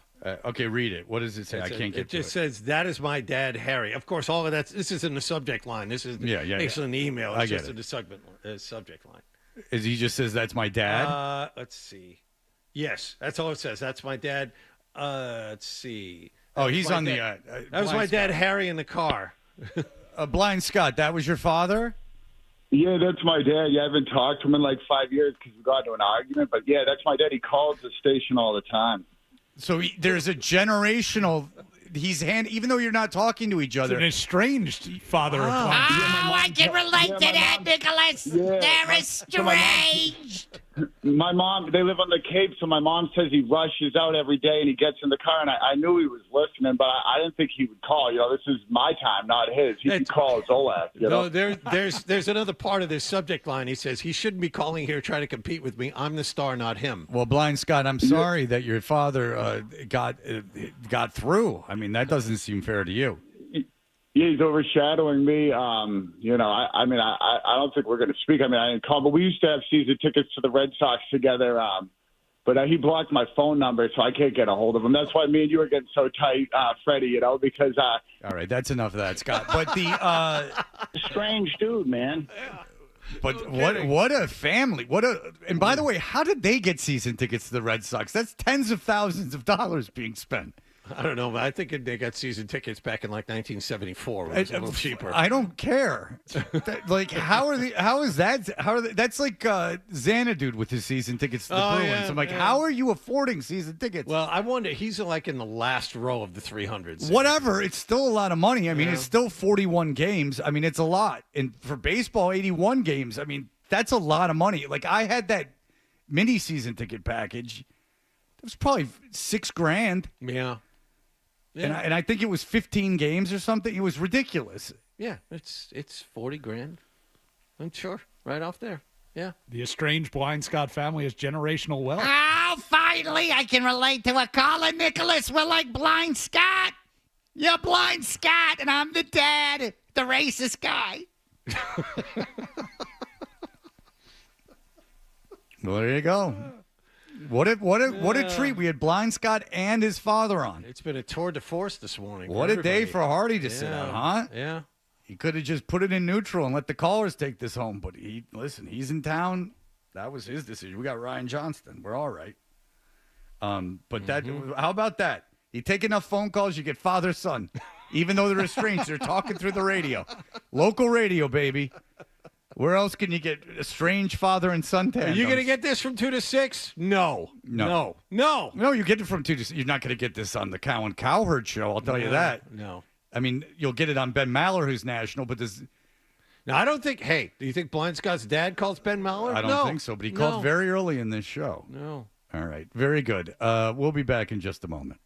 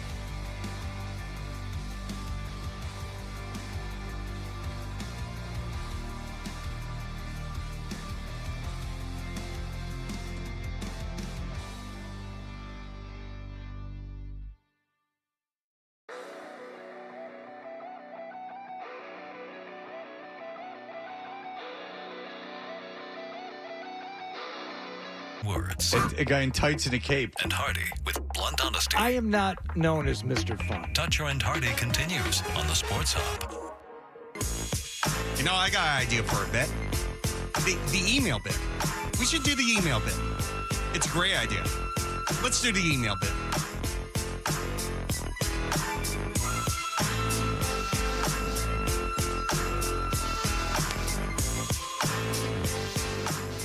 Hey, we are Toucher and Hardy, and I keep putting up the wrong mic. But what are you going to do? What are you going to do? All right, if you want to email us, you can find our email addresses at 985thesportshub.com. And if you want to follow us on Instagram and Twitter, it's at Toucher and Hardy on Instagram, at Fred Toucher. We're building a real empire at Fred Toucher. Lots of Are we over lots of money. 26K? Let me see. We went over here. 25. You over No, 26? no. It's a slow build to 26. I'm over. I'm well over 25, but we're slow building over 26. All right, that's fair. Because once you get to 30, then you've opened up a whole other series of riches. Then you're monetizing that sumbitch. You're good to go. Sarah from Everett. I walk dogs in the city 2 to 3 days a week, mostly Beacon Hill, Charlestown, and Back Bay. I could easily loop in the North End and grab Scott if he's interested. Yeah, well, Sarah from Everett and Scott Together. can keep that relationship away. Wait, she's going to walk Blind Scott? Apparently, I think that's the offer. Blind Scott, I believe, gets around. Blind Scott gets around a lot. He's like he's out in the streets of the North End. I don't think Blind Scott needs anyone walking him. Yeah. But he is certainly he's around there in the North End. But we did have his father call, and Blind Scott, they're estranged, much like Nicholas and his father. Mm-hmm. Even though his father was on the show, Nicholas's was. M says, Fred, super stoked to hear you discussing a book that you enjoyed. I recently finished a book and would like to check out the book you read. Unfortunately, I missed the name of the book. Do you mind draping the name on me? That name of that book is The Goldfinch by Donna Tartt, 776 pages long. Jesus. And I finished it with my own brain and eyes. Only took you 2 months. That, honest to God, that's pretty good for that length of book. Apparently, we have streaming ads that are playing over and over again. This from Patrick. Please, for the love of God, get rid of this commercial, which I'm not aware of. It starts with 5 to 7 seconds of loud static and plays multiple times an hour. Also, if you guys are still taking requests, could you please play Free by Stryper? Okay. Stryper, the religious band that would throw Bibles out. They were the antithesis. They were the opposite of Wasp, who would throw raw meat into the crowd. Bloody raw meat, Blackie Lawless and the boys. This is from Tommy. The Devers contract is a bad contract for a DH, so when the Giants called and indicated that they would take the entire contract, I'm sure the Red Sox decided immediately to do business with them. If the Sox tried to do business with other teams, they would have to eat a portion of the Devers contract. Otherwise, it would be a no-go. My guess is that's why they went ahead with the Giants. I would guess so as well, but I don't know why they would do that.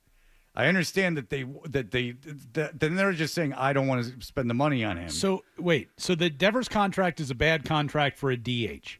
He wasn't a DH when he signed the contract. You made him a DH when you could have moved him to first base instead of third base. I would assume a $30 million a year deal is okay for a first baseman. Also, you're one of the premier franchises in all of sports. You can afford to overspend on a DH if he's good, and Devers is good. He's a good hitter. And, oh, by the way, if the Giants were willing to take on the entirety of that contract, so was somebody else in the league. But they didn't even bother to ask. They didn't shop him around at all to see if this was the best deal they could have gotten for him.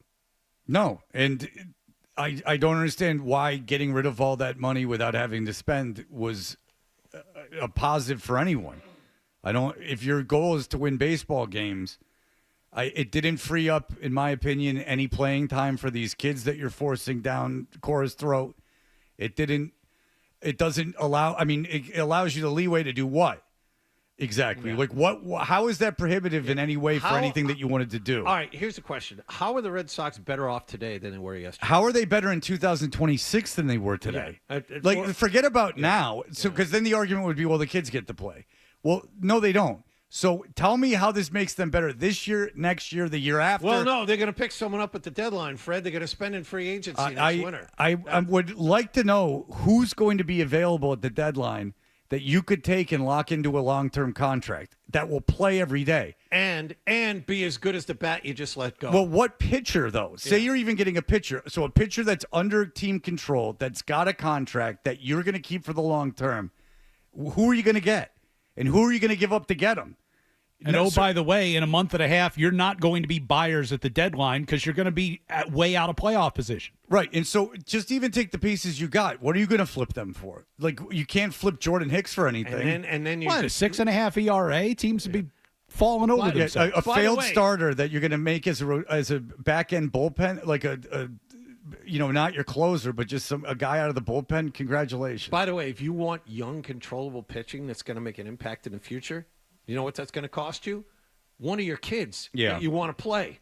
It's going to cost you Marcelo Meyer, or it's going to cost you the next big thing in this organization, whatever that is. That's what it's going to cost you, and then you're just chasing it. Then you're sending good money after bad. Then you're just trying to cover up your mistake by making another one. So there's no way the Red Sox can come out looking good in this. They're not going to be able to replace that bat. This is the bat they just lost is a once in a decade, once in every 2 decade bat. You're not going to replace that. And if you want young, controllable pitching, you're going to have to spend one of your young guys that you were so valuable to you. So Roman Anthony is the top prospect in baseball. Best case scenario, he's Devers. Right. Offensively. Correct. Like, that's the best case scenario. Correct. So now you have – so everyone get excited about Roman Anthony. Why? The best case scenario is he's Devers. Well, he plays outfield. Okay.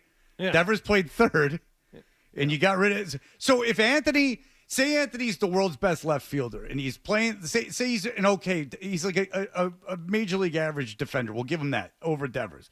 And he's a top 20 bat in baseball. And then you go ahead and sign another left fielder in the offseason, his 5th year into the contract. And now you got to trade Anthony. Well, that's it. There is no star in this organization that I don't believe that the Red Sox will trade away someday, because that's all they keep doing with these guys. They, trade away Betts. They'll let Xander walk, and now they trade away Devers. Like, these are the guys that you're supposed to be building championships around, and instead, no, we're going with the youth movement. Yeah, and Roach is on here going, well, the people should be excited about Roman Anthony. Okay, so Roman Anthony becomes, like you just said, say he becomes Mookie Betts, which is not going to happen. But we're not going to pay him. Say he becomes Mookie Betts. Well, Mookie Betts is a top 5 player in baseball. Mookie Betts is a Hall of Famer. All right, well, then they're just going to get rid of him. So there you go. It's over. You developed Devers, you got rid of him. You developed Bogarts, you let him go. You developed Betts, you traded him for nothing. Better than this, but still. You sign the guy to this contract, and then you turn around when he's 28. He's not on the backside of this deal and going, this thing's going to blow up in our face. That's when you dump money. Like, you dump him when he's 33 and he's not performing as high anymore, and you eat some of the money to get rid of the contract. Then you dump him to the Giants at the trade deadline, who you're just willing to take the contract, and you say, thank you very much. Maybe even attach something to him, and that's when you get rid of him, because the Dodgers, say San Francisco's got an injury and they're desperate. Yeah, you do it when he's 33. You don't do it when he's 28. You took a guy in his prime who, if you don't believe me, he homered yesterday, and you take him and you say, I'm out of here. It's ridiculous. And you get nothing in return. Well, he was a malcontent. Okay, get something in return. We didn't want him here. We wanted him out of here. Okay, get something in return. Call another team. That's if they had gone around the league and San Francisco had the best offer, and they said, okay, we got to get this guy out of the room. This is as good as we can do. Fine. Then that's fine. But when Buster Olney goes on TV hours after the deal and goes, they didn't shop this guy around the league. Talking to other executives, they didn't even know he was available. Well, guess what? Then you didn't maximize the value of the asset. Well, if you want to know what executives are saying about the trade, look no further than your Boston Globe, which Alex Spear talked to some executives. And one AL evaluator said, why do you trade him? Why do you trade him for that? None of this makes sense. And NL, if you wanted to know what the National League thought, who will be going up against Devers for the conceivable future, said, I guess they're kind of okay with giving up this year. And then another executive said, you got to get one really good piece back. The Sox got no players back. and they didn't. They got a starting pitcher that was supposed to start last night, and now has been optioned to Worcester, so I'm sure he's thrilled. So that's starting off on the right foot. And you got Hicks, who I know all about. He's a little guy who throws 117 miles an hour and gets hurt every other day.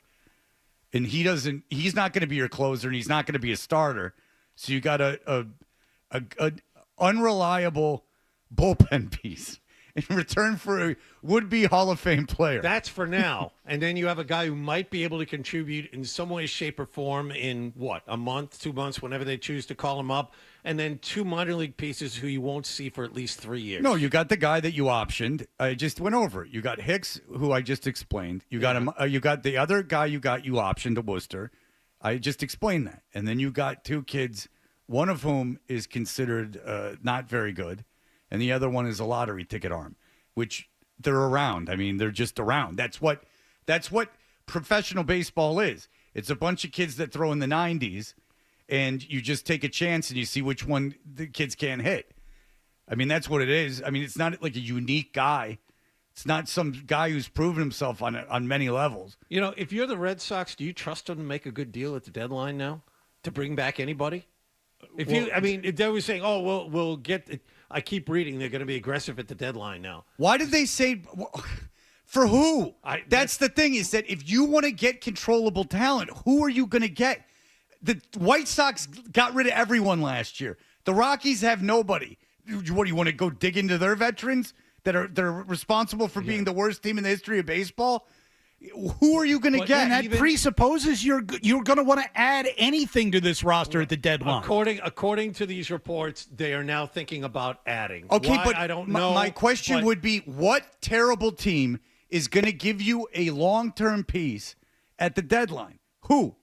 Without dealing one of the kids that's on the roster right now. Oh, sure, yeah, you got it. Right? Because you're not trading Meyer for a bullpen or even a starter. It's no, this is the reason you've cultivated these kids. But I don't trust Craig Breslow and this ownership to make a good deal to bring anybody else in. I just am curious to know who on the level of Devers is going to be available at the trade deadline.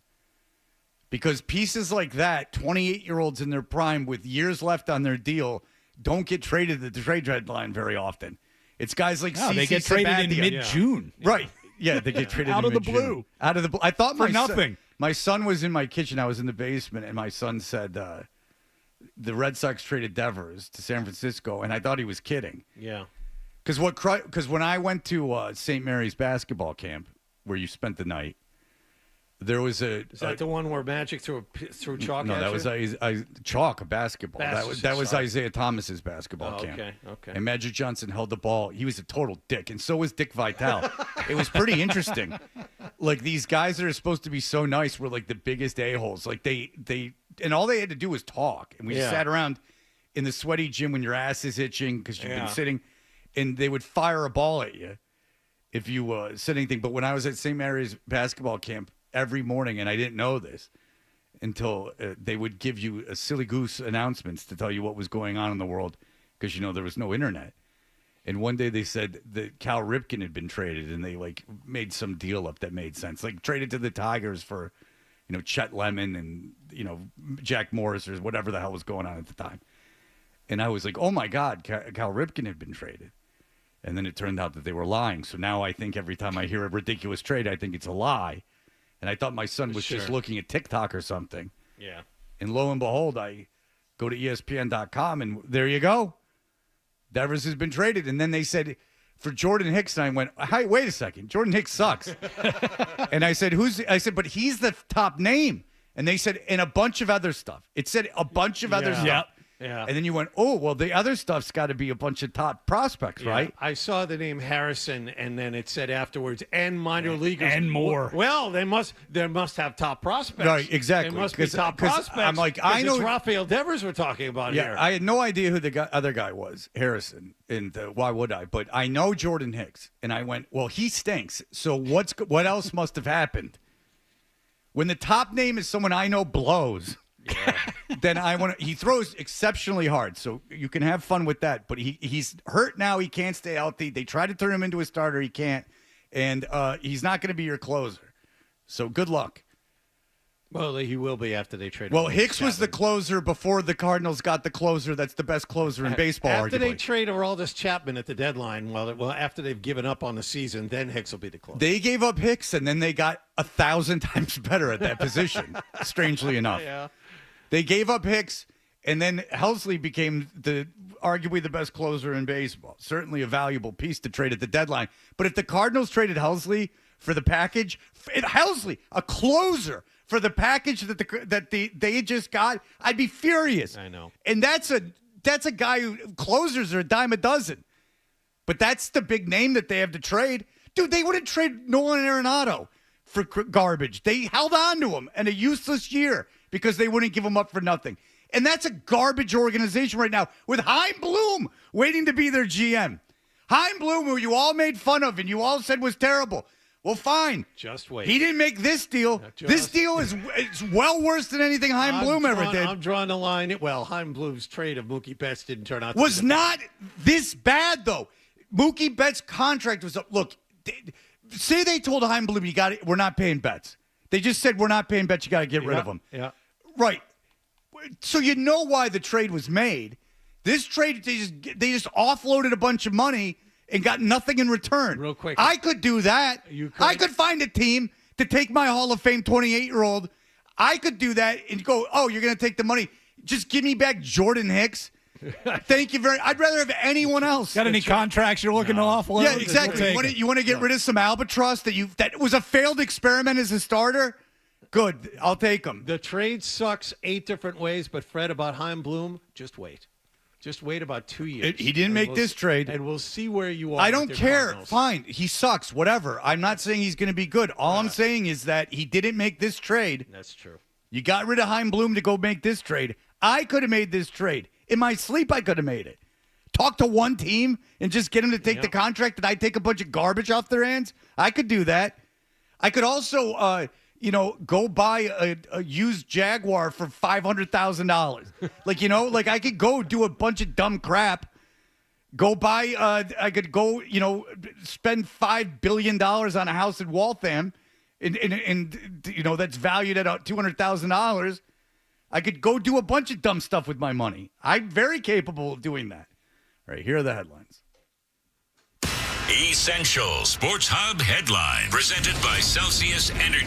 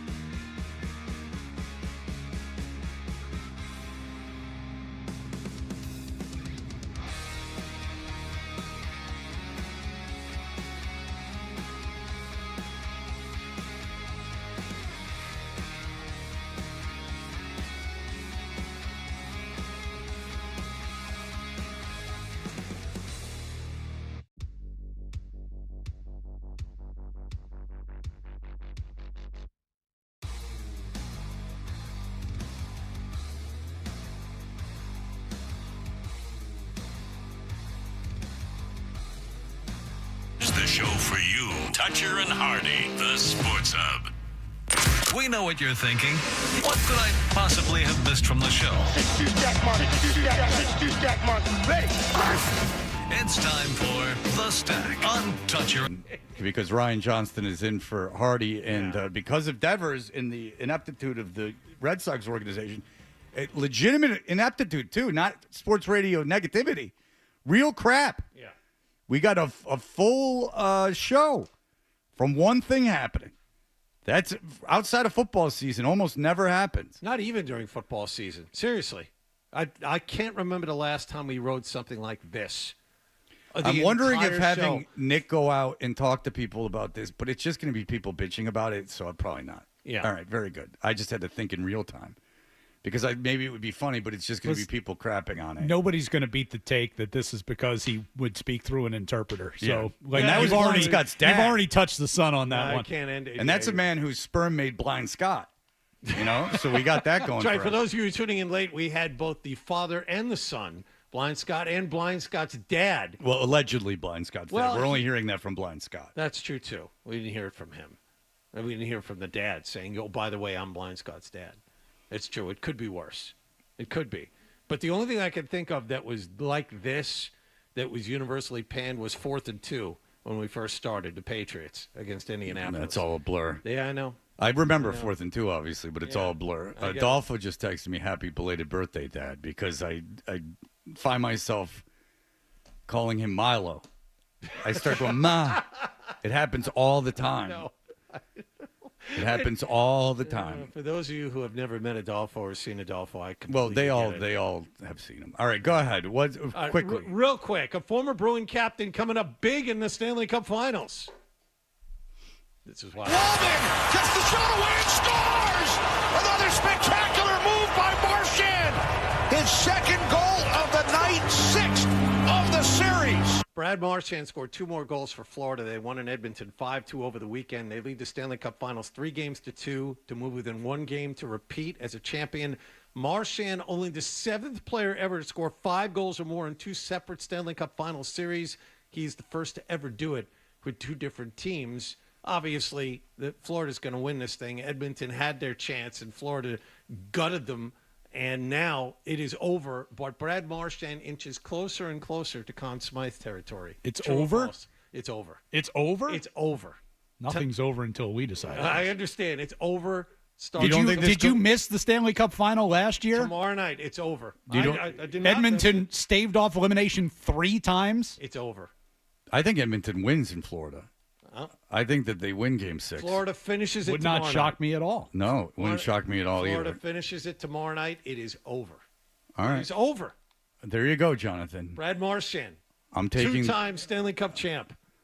I'll tell you this. I mean, for his sake, I hope so. Joe Murray was saying take the money that Marchand would win the MVP, and it looks like he will. So isn't that the belief? No, I think Bennett's Bennett because it's not a final MVP; it's a playoff MVP. So okay, Bennett's 14 goals in the playoffs or something like that. It's so been it'll be incredible. Bennett. Well, it couldn't go to a nicer guy.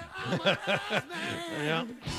All right. Well, Ryan Johnston, thank you so much for being with us today. Good to see you, sir. Time. Good to see you. Who is the voice of the Boston Bruins? After many, many years of grinding, became the voice. When's your tea time today? Not today. Tomorrow and Wednesday. Got it. Good for you.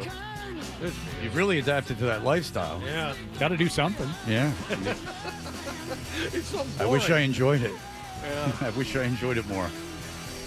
I have the ability to play if I forego naps and children. I would be able to play all the